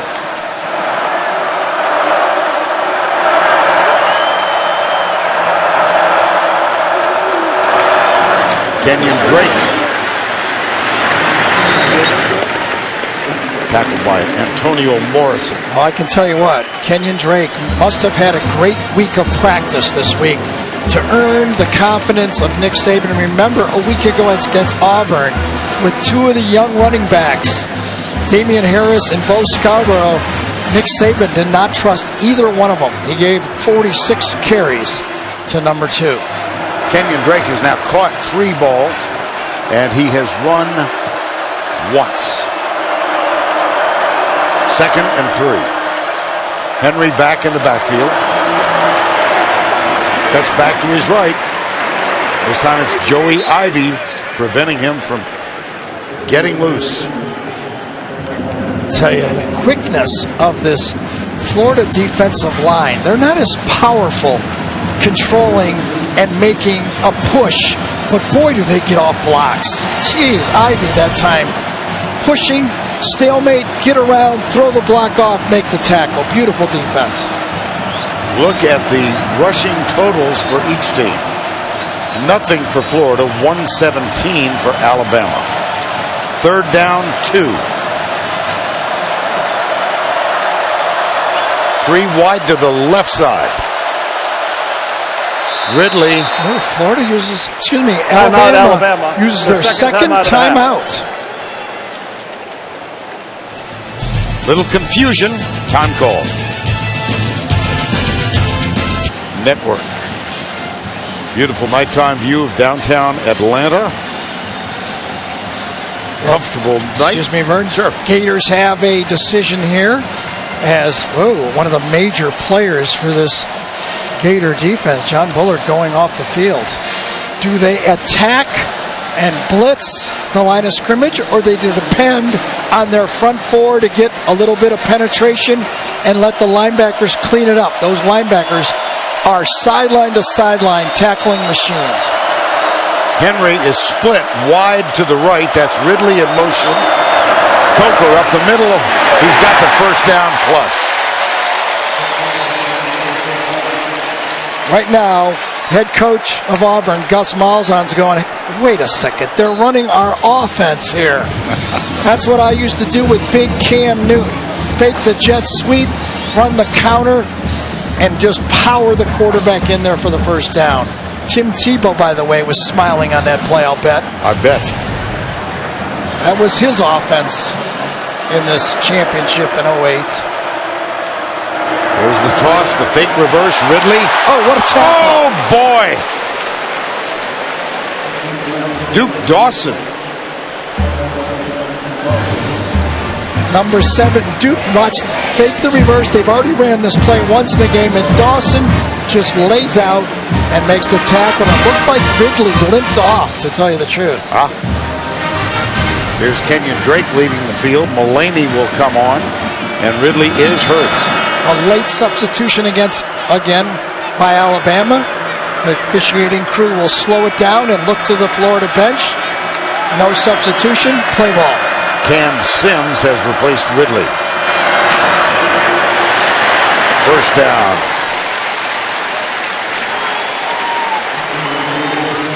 Well, 3 or 4 plays ago, here was Jonathan Bullard.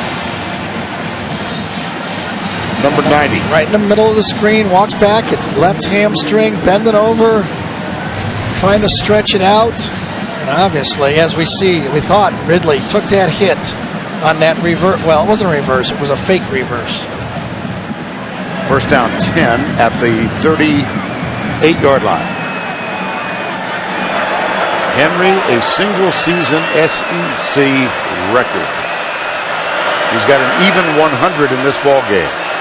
Stewart in motion, play action. They look out to the left, and it's a one-hopper. They also, had he looked down there, had O.J. Howard deep. Let's go back and take a look at that Ridley play. There's, oh boy. Yeah, I think when the player, number 7, Dawson, stuck out his arm, it just caught, maybe bruised his leg on the play. He's back in the game. Top of the screen. Second down 10. Coker throwing the ball is 12 of 17. 142 so far. Henry with a good pass block. This one is complete to Ridley. Inside the 35. Ridley's He's hurt again. Yep.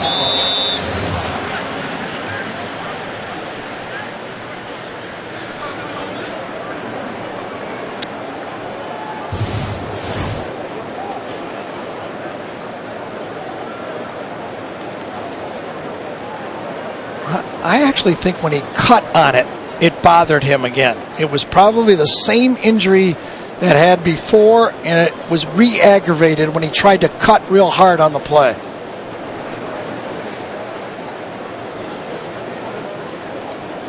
This was the earlier play when Dawson. Yeah, he hit him on his right knee, and he tried to plant on his right knee on that last pass, and I think it bothered him again. See how he tries to step, and right there, that last step, I think he felt it.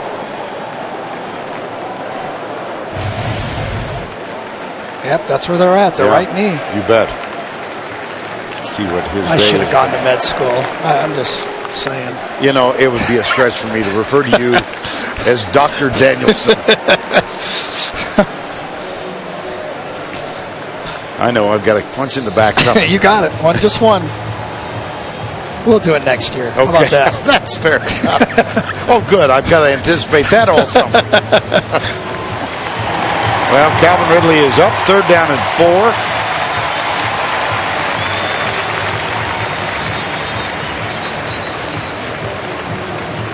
4. He is some player. I mean, they're never going to forget about Amari Cooper, Julio Jones, but my goodness, what an impression in his first year for Calvin Ridley. Third down and 4.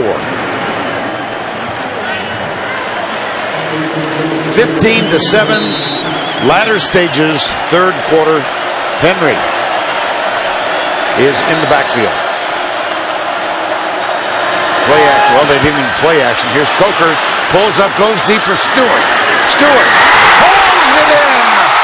Touchdown, Alabama.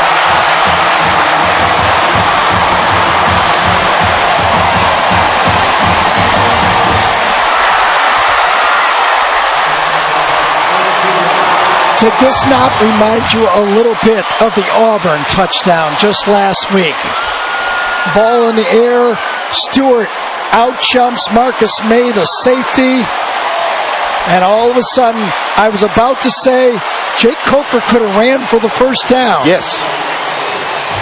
And he threw it up, and Ardarius Stewart, well, by the way, who everyone, when you talk to at Alabama, says it is an elite athlete, just learning how to be an elite receiver. 22-7. Ardarius Stewart has 4 catches for 64 yards and a touchdown in favor of the Crimson Tide. I said Jake Coker might be the most improved football player on this team, but the guy sitting next to him will give him a run for that honor. Those two guys have really come on and really made their offense different. They lost Robert Foster, a guy they really counted on this season, and Chris Black has been nicked. They've had trouble and injuries, but as they say, Alabama recruits a lot of good players. Yeah, yes. Here's the return, Hargraves, and he manages to get to the 23. Speaking of good players, watch Derrick Henry do something when he's not carrying the football. He gets a block on Brian Poole right there. That allows Jake Coker to move up in the pocket and throw the deep ball, and then the wonderful adjustment by the receiver.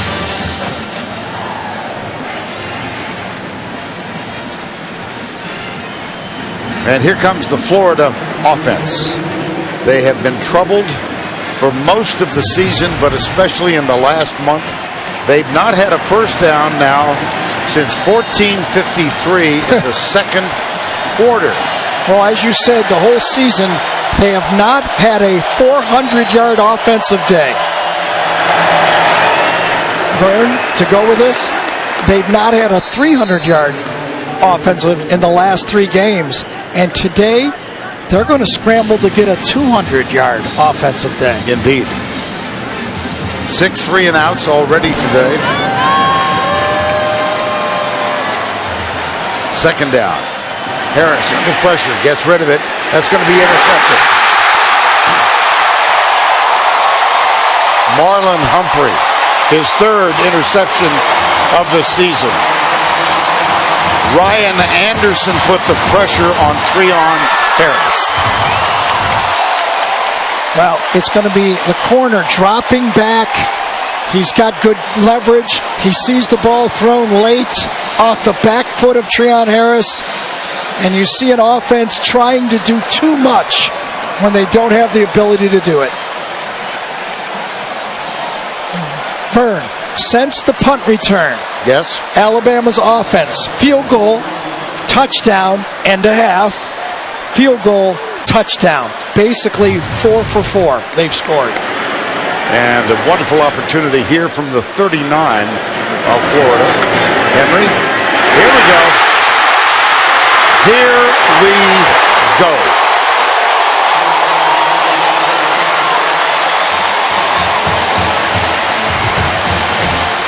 Have you ever heard of the boiling frog theory, where you just keep turning up the heat a little bit, and the frog really never knows he's getting boiled alive? That's how this Alabama offense with Derrick Henry does it. They just turn up the heat, all of a sudden, you're boiled alive. Well, you're going to go to med school on me, and now you're a chef. My multi-talented partner. Second down and 7. That was a 19-yard gain by Derrick Henry. He's now got 30 carries, 122 in yardage, 1 touchdown. And considering where the future is, it's possible that Derrick Henry is going to make a strong run at 2,000 yards, something that's never been done in the SEC by a running back. We'll get another carry. Look at that cut. Wow! I bet they might give it to him again. He's going to get something else pretty soon, too, in a couple of weeks. Yes, he is. This man weighs 240 pounds. Watch him move. Boom, boom, to the outside and accelerate. Cam Robinson with the clearing block on that play. And it is first down and goal. Final minute, third quarter. Why not? Well, excellent defense led by Brian Cox Jr. That's Jared Davis, who already has won roughing the passer call. Jim McElwain in the press conference was referring to Derrick Henry, and he goes, he's like that movie. You know, the movie where the train just goes out of control? Well, I thought about it. That was a Denzel Washington movie, Runaway Train. Remember that movie? It was located in Pennsylvania. The train had all these nuclear explosives on, and Denzel saved the day. That's the Runaway Train, and that's the movie that McElwain was talking about. Second down and goal. Oops. To an end. Well, domination by the Alabama Crimson Tide. They controlled the third quarter. That's the end of 3. Alabama leads big. Back to Atlanta right after this message and this word from your local station. We welcome you back to Atlanta. Florida and Alabama meeting for the 8th time in the SEC championship game. This one presented by Dr. Pepper, and Alabama, after the interception, has a second down and goal. Ridley back, gets the toss, tries to turn the corner. Hard to get outside. Hard to get outside this defense. They run so fast. Hargraves.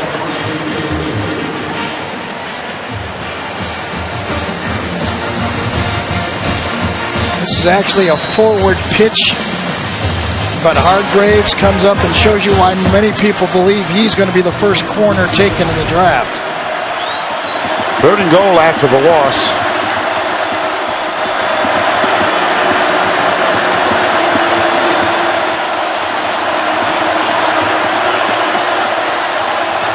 Play clock at 8.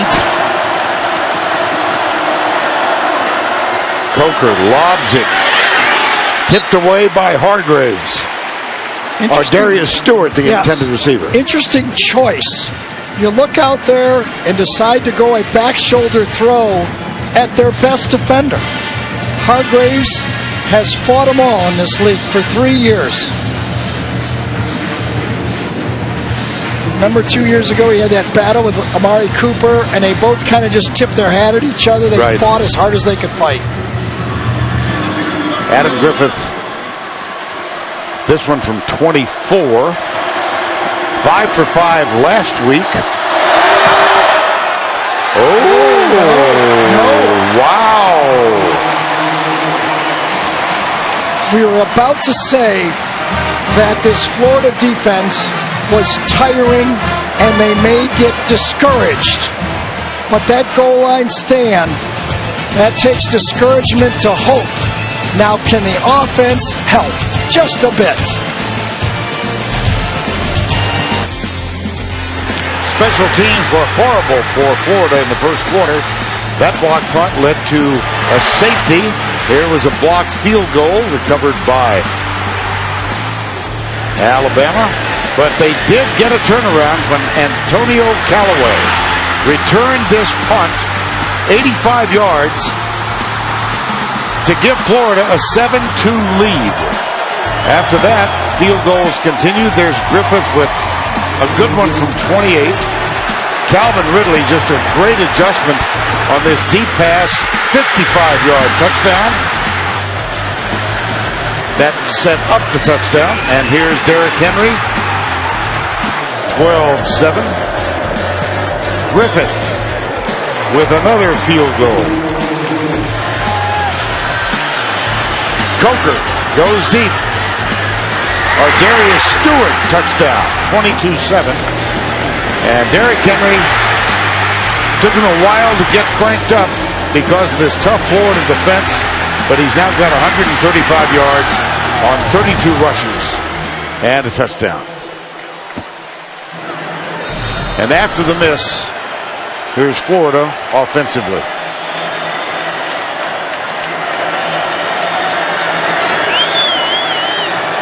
Kelvin Taylor, play action. Harris in trouble. And tackled for a loss. Well, the question becomes, Gary, can Florida do anything offensively and not off the first play on this play? Yeah, it would be hard for me to say they can. I've watched it now. What do they got, 85 yards, 84 yards, the time of possession, all the plays. They don't have enough offense. Right. They just don't. And it's second down and 14 after that last sack.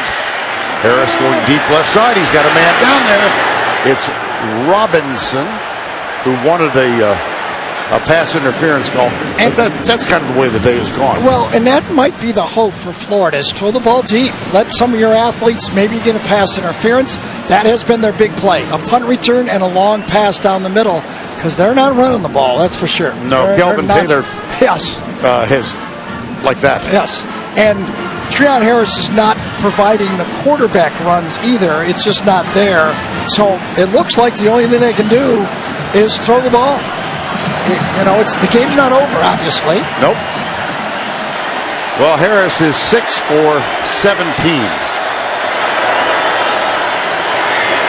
Screen pass. Ooh, that was close. DJ Petway with the pressure. 4th and 14. Yeah, Petway, Tim Williams, well defended, man-to-man coverage in the back end. It was going to be handled pretty good by Rashawn Evans, number 32, even if it was caught. This, I'll bet, Florida has not been shut out in a game forever. I think they're the number 1 team in the country not being shut out in consecutive games.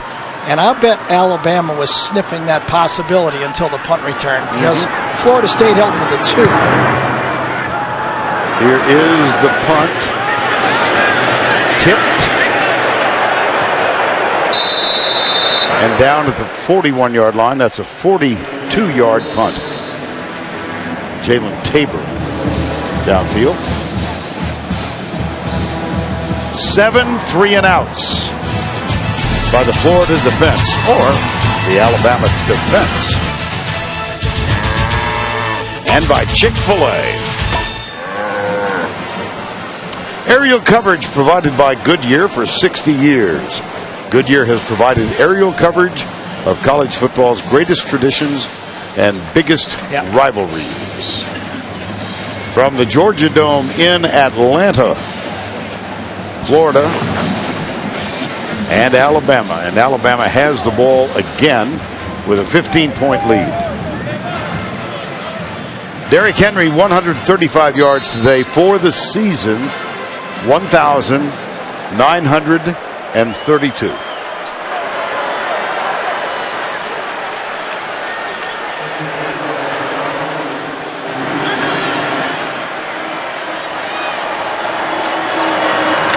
Cut back. Oh, wow. He delivered a blow, did he not? My gosh. 21-yard gain. Well, Highway 46, Nicewinder is the guy who opened it up. That was the first blow, and then Henry delivered the second blow. They call him Highway 46, Michael Nicewinder. He fouled him. That was a big-time isolation block. Was a walk-on, now on scholarship. Here's Henry again. Antonio Morrison. Well, Kelvin Taylor held in check today. He and Derrick Henry met in a fabulously touted high school game, 2012. Look how big he is. Yulee High School went head-to-head with Kelvin Taylor of Glades Day in Florida. Taylor went for 223 yards, but Derrick Henry rushed for 362 yards, and Yulee won the game. I would offer him a scholarship after watching that, I think. He had a few offers. Yes, I think so. Yeah. Play action, Coker. Got him. Ridley inside the 25. God, Ridley so aggressively comes back to the quarterback.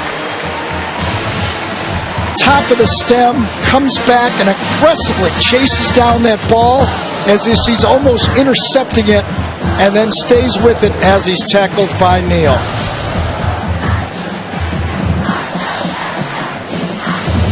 Substitutions now. Jonathan Bullard comes on defensively for the Gators. I think Kenyon Drake's in there as well.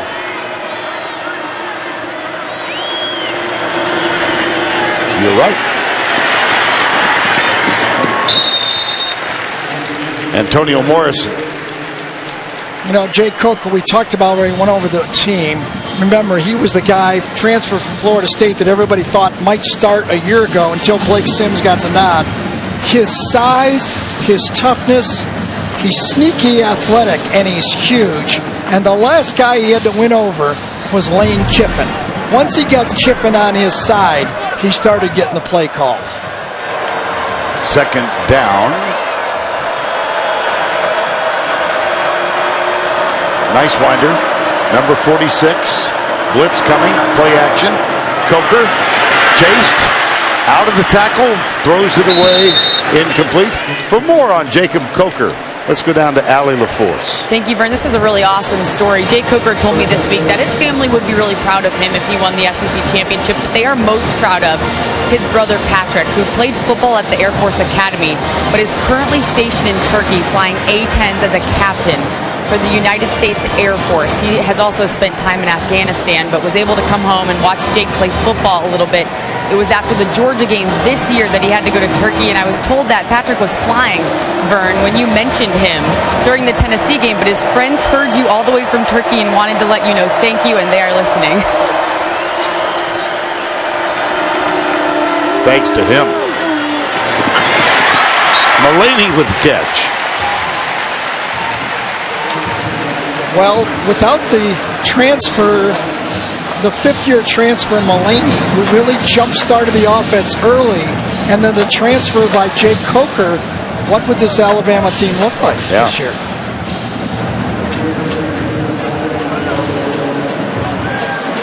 Coker told us prior to that Tennessee game, I am living a dream.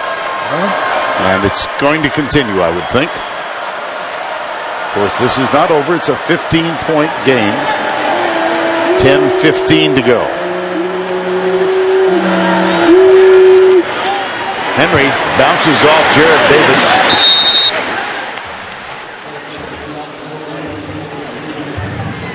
Jared Davis backfields a play as fast as anyone you'd ever want to see. He sees it going and he takes it. If you pull a guard against number 40 or number 3, Davis or Morrison, they're going to hit it full speed. And they make plays in the backfield. You can see why they're so good against the run. Second down 10. Might have been his roughing the passer play that was a big turning point in this game. I so agree with that. Remember, it came on fourth down. I beg your pardon. Third down. Henry.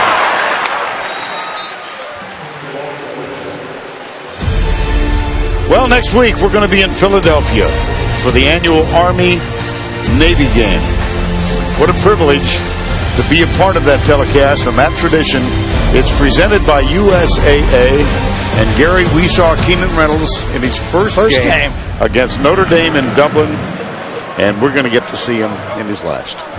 He did a lot in between, I'll tell you that. He's going to have a bowl game afterwards. He almost got a huge bowl game with one more win. How about he threw for over 300 yards last week in a loss? Coker. Touchdown! Oh, did he gun it? Spread it around. This is Richard Mullaney.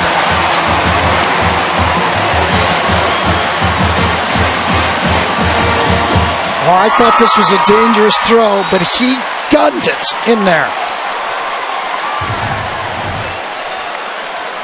Right here, I thought this guy, I think it's Poole, number 24, Brian Poole, was going to make the play.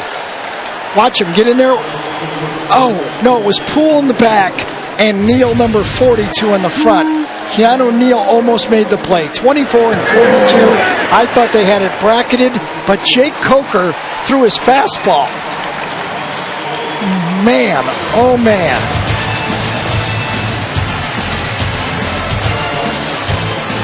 Mullaney from Coker.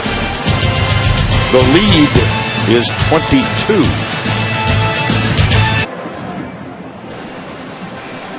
(29-7) after Coker connected with Mullaney. Just one more look at how tight that window was when he throws it. There is not a lot of space. He's got to gun it right in there. 2 players, and he fires it. And it actually almost goes through 3 Florida players, but 2 key ones. Poole and Neal, what a strike that was. And for the afternoon, the man from Mobile, 18 of 25, 204 yards, 2 touchdowns. And, oh yes, he's rushed 8 times for 23 yards.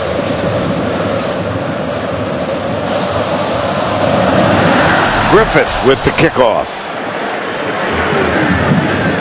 Antonio Callaway deep. Well, this has become an annual Saturday tradition. Oh, this is hard. There we I go. got to do the game. I got to be the committee. We got to do everything right here. Well, if everyone holds the chalk, we have our 4 teams, right? We started out with everybody being. You know why everybody controlled their own destiny? Look at Iowa. Who would have thought about Iowa? But now they control their own destiny. And if there is a loss, here's how I have it ranked. If there is a loss, Clemson, I think Stanford is the first team in. Okay. If Stanford loses, I believe North Carolina should go over Ohio State. And obviously, Florida with the loss is not going to be in. There you go, irritating Big Ten country again. Well, remember, I've always been this guy. For 15 years, I've been championships count. I know that. I do know that. That's been my deal. And I really think that in this situation, Stanford deserves the next team in. Ohio State, it would take drawing to an inside straight. Both Alabama, for me, and Stanford have to lose. Here's Harris. Wow. Ryan Anderson. Whoops. Flag. Kirby Smart out there and Cyrus Jones almost hit his defensive coach. Yeah, it was Demarcus Robinson.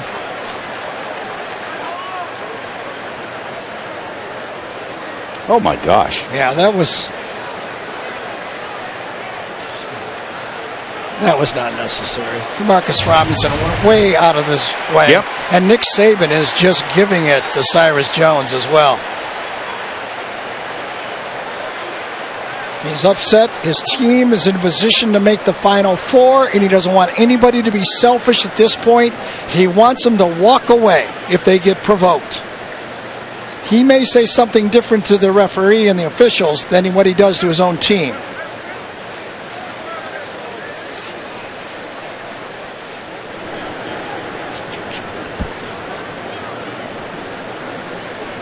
One more look.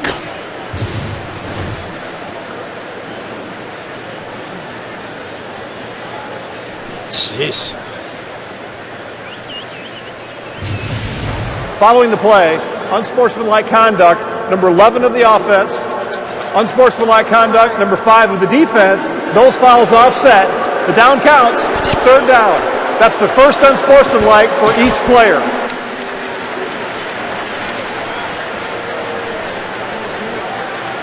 I don't know.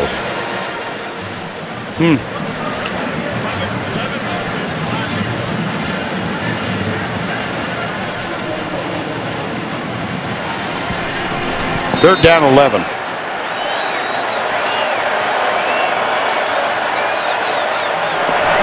Harris drills it, incomplete. Vern, let's go back to that play one more time. Yeah. The reason Nick Saban was warning Cyrus Jones and his football team, because an injection for a fight in this game means they would lose the first half of the playoff game if they make it. There's Nick Saban. You cannot make that mistake now.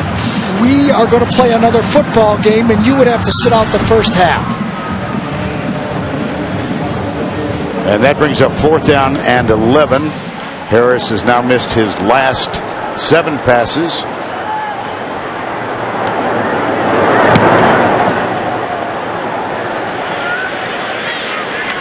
Cyrus Jones.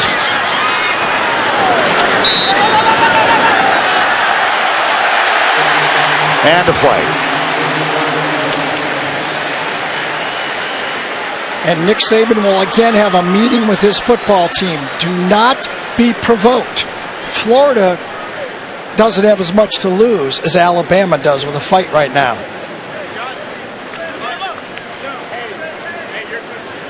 And Nick Saban still chatting with his cornerback.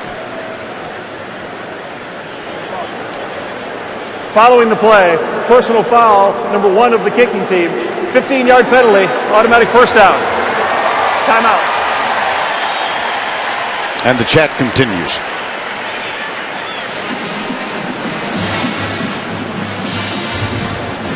That was on Vernon Hargraves. Oh, yeah. Oh, well, gosh. He tried to stop in a way, but you're going to get called.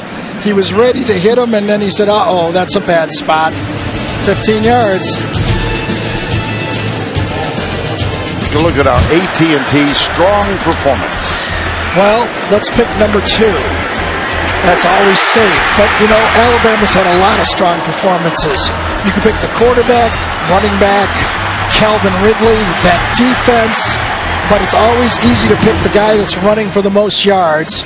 And Derrick Henry has shown early in the year, I thought he was the most valuable player in the league. And that's when Leonard Fournette was still going strong because he's the only guy for Alabama. They have a shortage of running backs this year. It's not their usual 2 tandem backs. Well, he is closing in on 2,000 yards for a season. And if they keep running him, he might get it, but it's not going to be on this play. That's Mullaney in motion. That's Kenyon Drake.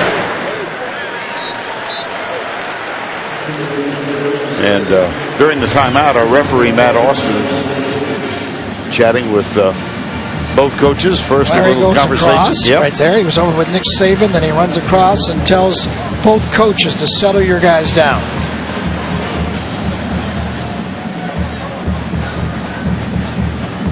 Yeah, getting a little chippy.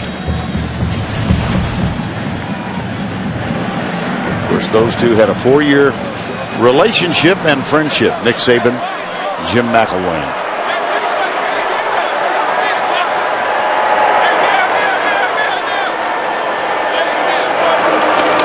Second and 5. This is still Kenyon Drake. And during that commercial break, there's Drake.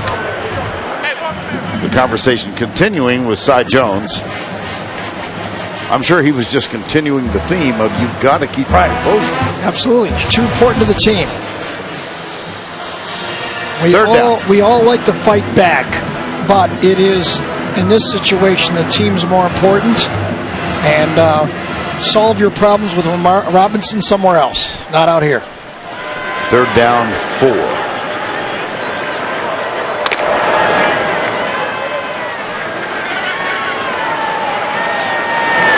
Coker back. Looks at Stewart, fires it back. Oh, dropped by Howard. Whoa. It'll be 4th down. Great job by Jake Coker. He had his initial bootleg man covered.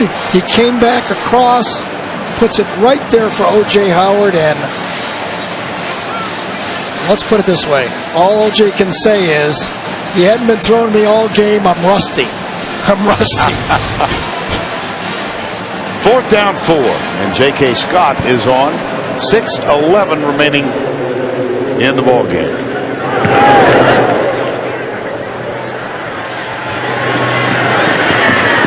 Antonio Callaway has returned 1 today for 85 yards and a touchdown. That's Ryan Anderson with the tackle. Well, Vern, you mentioned that Kirby Smart has been rumored to be the new head coach at Georgia, his alma mater.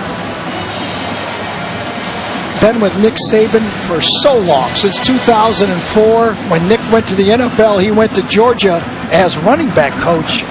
But then when he came back, he's been with them and the defensive coordinator since 2008. And if it does come true that he's named the new head coach at Georgia, which seems automatic now, he's not the first assistant coach that has had to coach through the playoffs after he's been named. Here's Harris.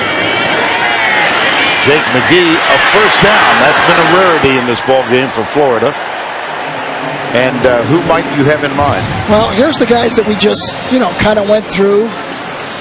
Some real names here, and some successful in a win, and some not successful when they've done it. But those guys have all done a great job and went on to be pretty good head coaches as well.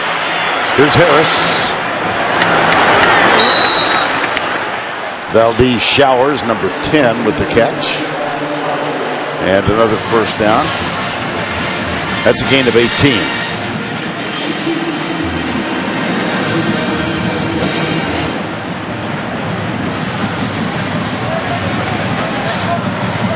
C.J. Wharton just came on the field.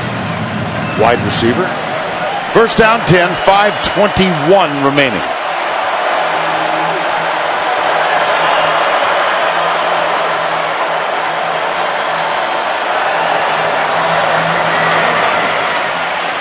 Harris looks deep, fires way downfield, up, and touchdown. My gosh. He called it. One official is calling it off. C.J. Wharton just mentioned he just got into the huddle. Let's see if he comes down with it. C.J. goes up. He's got it. He's got it. I thought he had it the whole way.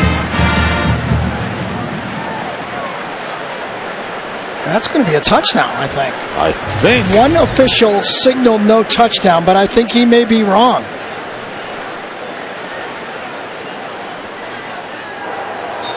Ruling on the field is the pass is incomplete. The play is under further review.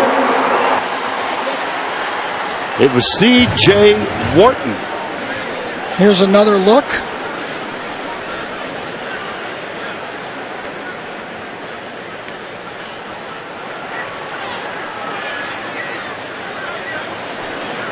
I did not see them lose control of that, and I think they're going to reverse this and make it a touchdown.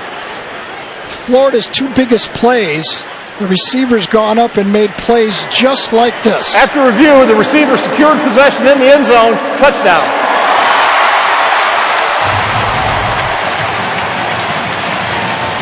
Kudos to Ben Oldham. Really quick, too, wasn't it? Yes, it was, and decisive. That's the way we all wish it could happen. Well, we were just talking, what could Florida possibly do? Throw the deep ball. Yeah. At least it's a one-on-one chance, and that's exactly what happened. So a 46-yard touchdown, and Florida will go for the two-point conversion. Yeah, I really don't know why. 16's just as good, 15. Now down to 14 when they get this. I guess they got to get one eventually if they had a chance. Bobbled. Harris chased. Whoa.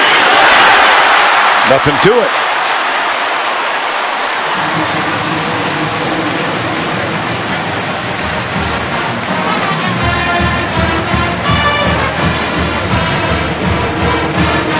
Another look at the touchdown catch by C.J. Wharton. That's only his fourth catch of the season. And here's the two-pointer from Treon Harris. That. Big ones, I tell you. Like you. Oh, my goodness. Austin Harden. Yeah. Alabama's preparing for the onside kick. Yep. There is another option. Florida could just kick it deep and use their timeouts and try to take it down to, one more possession before they do anything. Let's see what they do. Right through the hands. Oh, boy. No, it was snapped by O.J. Howard. He got it. That was a much tougher catch than the last one O.J. had.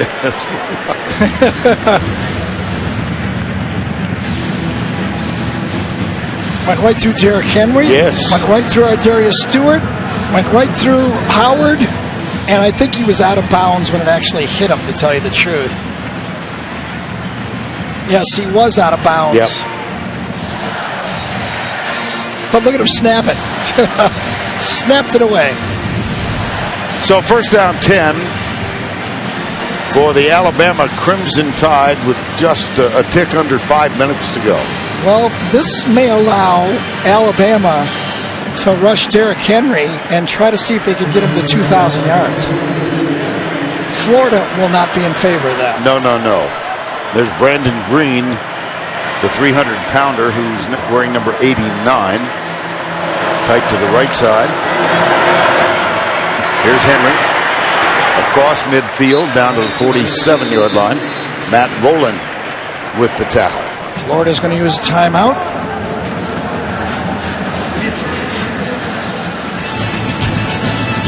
Second down. Time called. CBS Sports app. Every play and score, every game, and every highlight right as they happen. Download the CBS Sports app now. Derrick Henry for the day, 163 for the season. 1,960. He needs 40 to equal 2,000. He's going to get a few here. Another timeout. Antonio Morrison. And time called. 29-51. 14-point margin, 29-15. And a 3rd and 3 coming up for the Crimson Tide. See that offensive line? Curvin is in. So is Hinches at tight end, number 84. And Derrick Henry is on the field. Whoa. Alphonse Prior to Taylor. snap, false start. Offense number 50. 5-yard penalty. Still 3rd down. Well, that really changes the game for Alabama. They do not want to throw the ball here. No.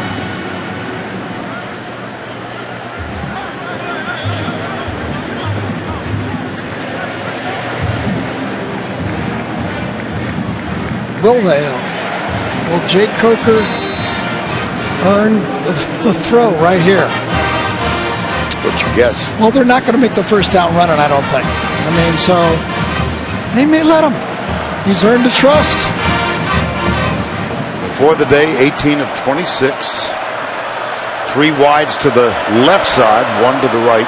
Oh, zone keep or the zone run? Yep. Henry may have lost a yard. 2.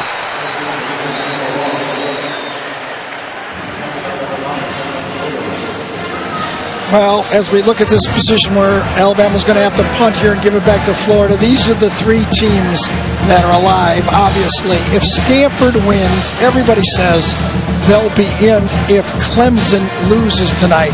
For me personally, if North Carolina wins, I would give them the edge over Ohio State. So, in my mind, remember when Alabama made it in 2011, they had to have a lot of things happen after that loss. Undefeated Stanford lost to Oregon, then Oregon lost to USC, Oklahoma State beat Iowa State, and then Boise State lost to TCU. It was almost an inside straight. I don't think Ohio State's going to get it. Here's J.K. Scott with the punt. They go for the block and don't get it. Fair catch called and taken at the 9-yard line. A 43-yard punt, nothing on the return. And the lineup tonight on CBS begins with NCIS and then NCIS New Orleans, followed by a new edition of 48 Hours Tonight, only CBS. Well, can Treon Harris find another couple big plays? That seems to be the only formula that Florida has. First 11 drives, 81 yards. The last drive, 81. Capped by the touchdown catch by C.J. Wharton. First down, 10. And they've got 92 of those in 2 plays. Harris. That's almost the first positive running play Yes, of the it was. night. That's what I was thinking in the open, that Treon Harris was going to have to bring to the game all football game. He's not been able to do it so far until that play. But hey, still a football game. Sure. First down 10. Harris, Callaway's wide open, and he doesn't have time to look that way. Jaron Reed was chasing him, and that is one reason. But Treon Harris was rolling to his right, and Callaway was breaking to his left. When Treon Harris comes this direction, Callaway all of a sudden turns, and that would have been, with the pressure in his face, an impossible throw. But if I'm Florida and Doug Nussmeier, the offensive coordinator, I'm saying maybe we can sprint him out and throw that one. Anything downfield. Second down 10.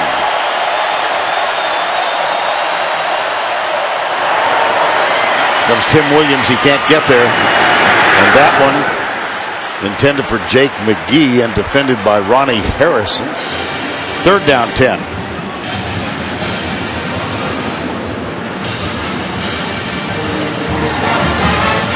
Well, Matt was Mr. Fourth Down in the game we saw him against Tennessee.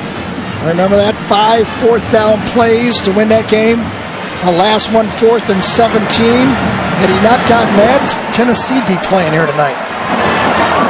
Third down 10. Florida yet to convert a third down. They are 0 for 10.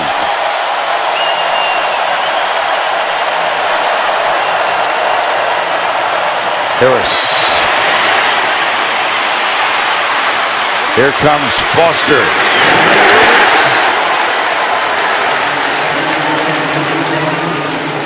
We talked about the ground that Davis and Morrison have been making up.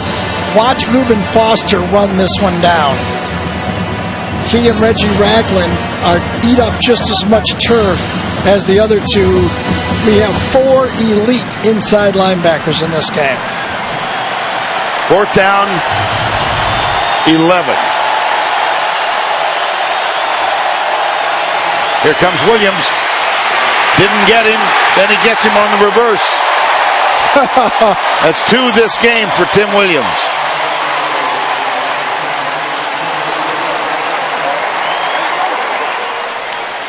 As Jim McElwain said, the creatures for Alabama, and they've got a bunch of them, just overwhelmed this Florida offensive line on that play, and as Vern said, he ran right back into the sack. Yeah. And the ball goes over on downs. Here's Henry back in the backfield, about to carry it for his 40th time tonight.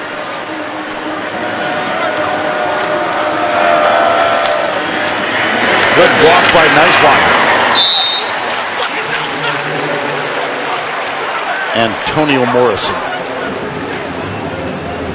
Pretty good unit, Gary. Yes, at every level, a little different from Alabama defenses. We've talked about it all year. They do not have the big safety on this football team. They really play with 4 and sometimes 5 corners out there. There's Mika Fitzpatrick. There's Reuben Foster. Well, until that 23-yard run by Treon Harris, Florida had -3 yards rushing. So they're now plus 20 for the game. Second down and 2 here. 2:59 to go. Henry, Niswander with another block. Keanu Neal makes the tackle. And how about Jacob Coker's day? Well, he finished it off with that big pass, but it started out rough. Got hit early. There's the ground, intentional roughing the quarterback. And then the move up to the pocket and the pass to Stewart probably is his play of the game until the fastball. And then the fastball to Mullaney showed you what kind of arm that guy's got. And by the way, as I said before, the first thing that strikes you is his size. Huge man. First down 10. No Diet Coke there. That's Big Coke right there. And a reminder, of course, that this game is presented by Dr. Oh, Pepper. jeez. I sat with him at the table. But his name, Coker, right? Coker? Yes. That's what you meant to say. Well, Derrick Henry, 42 carries, 177. For the season now, he's 26 yards away from the 2,000-yard mark. and Alabama's going to get a chance to play and avenge that loss to Ohio State in the playoffs. Will Ohio State make it? Remember, this is just me saying I wouldn't put him in. The committee may have other ideas. Here's Henry. Down at the 5, Matt Rowland, made the tackle. There was a lot of talk about the Florida defense getting fatigued and discouraged against Florida State. Not in this game. They finished, and Alabama has 83 plays to 45 in this game. And they have fought every play. Kudos to Jim McElwain, Jeff Collins, his whole staff for keeping this Florida defense and football team playing right to the finish of the game. 3rd and 1. Henry got the first down. And 38 seconds to go, so he is not going to get the 2,000-yard barrier. But it's first down and goal, and he now has 189 yards on 44 carries. And congratulations to the Crimson Tide and Nick Saban. There the two are. Former colleagues, a wonderful first year for Jim McElwain.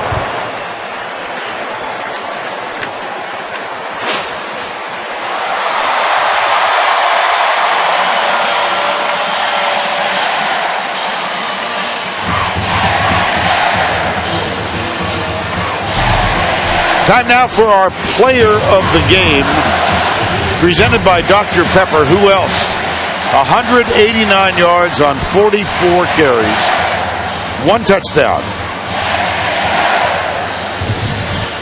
And Allie is with Nick Saban.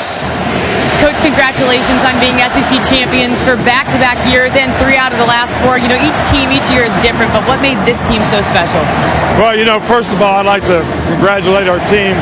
You know, they really deserve this. They really worked hard this year and fought a lot of adversity. So more than any team I've ever coached, I really wanted this group to have a chance to win a championship. And I'm just so happy and proud for them. Our fans were great today. Derrick was great. The team did a great job. Just the character that they have and how they compete. Coach, congratulations. You mentioned Derrick. Derrick, you're now the SEC single-season rushing leader. You broke that record today. How do you continue to be so dominant when teams know you're coming? Well, I'm not happy with my performance, but I'm glad we got a win. I'm glad we played as a team, man. I credit all to my teammates and God, man, my coaches. Without them, this wouldn't be possible. Will this team win a national championship? I mean, we're going to keep working for it, you know what I'm saying? We ain't going to talk, you know what I'm saying, that quick, but we're going to keep working, enjoy this win, and then get ready to prepare for the playoffs. Derrick, congratulations on the record and the win. Thank you, appreciate it. How about that, Vern? Nick Saban brainwashed that guy. You're going to win? Nope. We're going to work hard and earn it. And that's exactly what you would expect from an Alabama player to say when he's been through the program at Alabama. Practice hard and earn it. Well, it's time now for the Napa play of the game. It came off the arm of Jake Coker, and he had, look at the block from Henry on this play. And then, as Gary said, very reminiscent of last week, our Darius Stewart. Let's listen to the call of Eli Gold from Alabama. Here's Coker, pressure, they pick up the blitz. He looks, throws, Stewart behind the D, up he goes, makes the grab, touchdown Alabama! Oh my goodness, he skied for that one. Darn near hit his head on the dome, covering this massive ballpark. Did I hear an oh my goodness from Eli Gold? That's a high jump to hit the dome, top of the dome. Well, that football apparently did.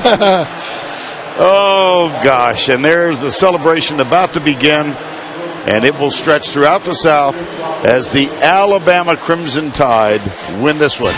For the guys in the truck, led by Craig Silver, Steve Milton. The guys up here, Butch Baird, Chuck Gardner, David Moulton, our entire crew, we look forward to having you join us next Saturday for the Army-Navy game from Philadelphia. For Gary Danielson, Allie LaForce, Vern Lundquist saying so long. The Ram postgame show is up next after these messages.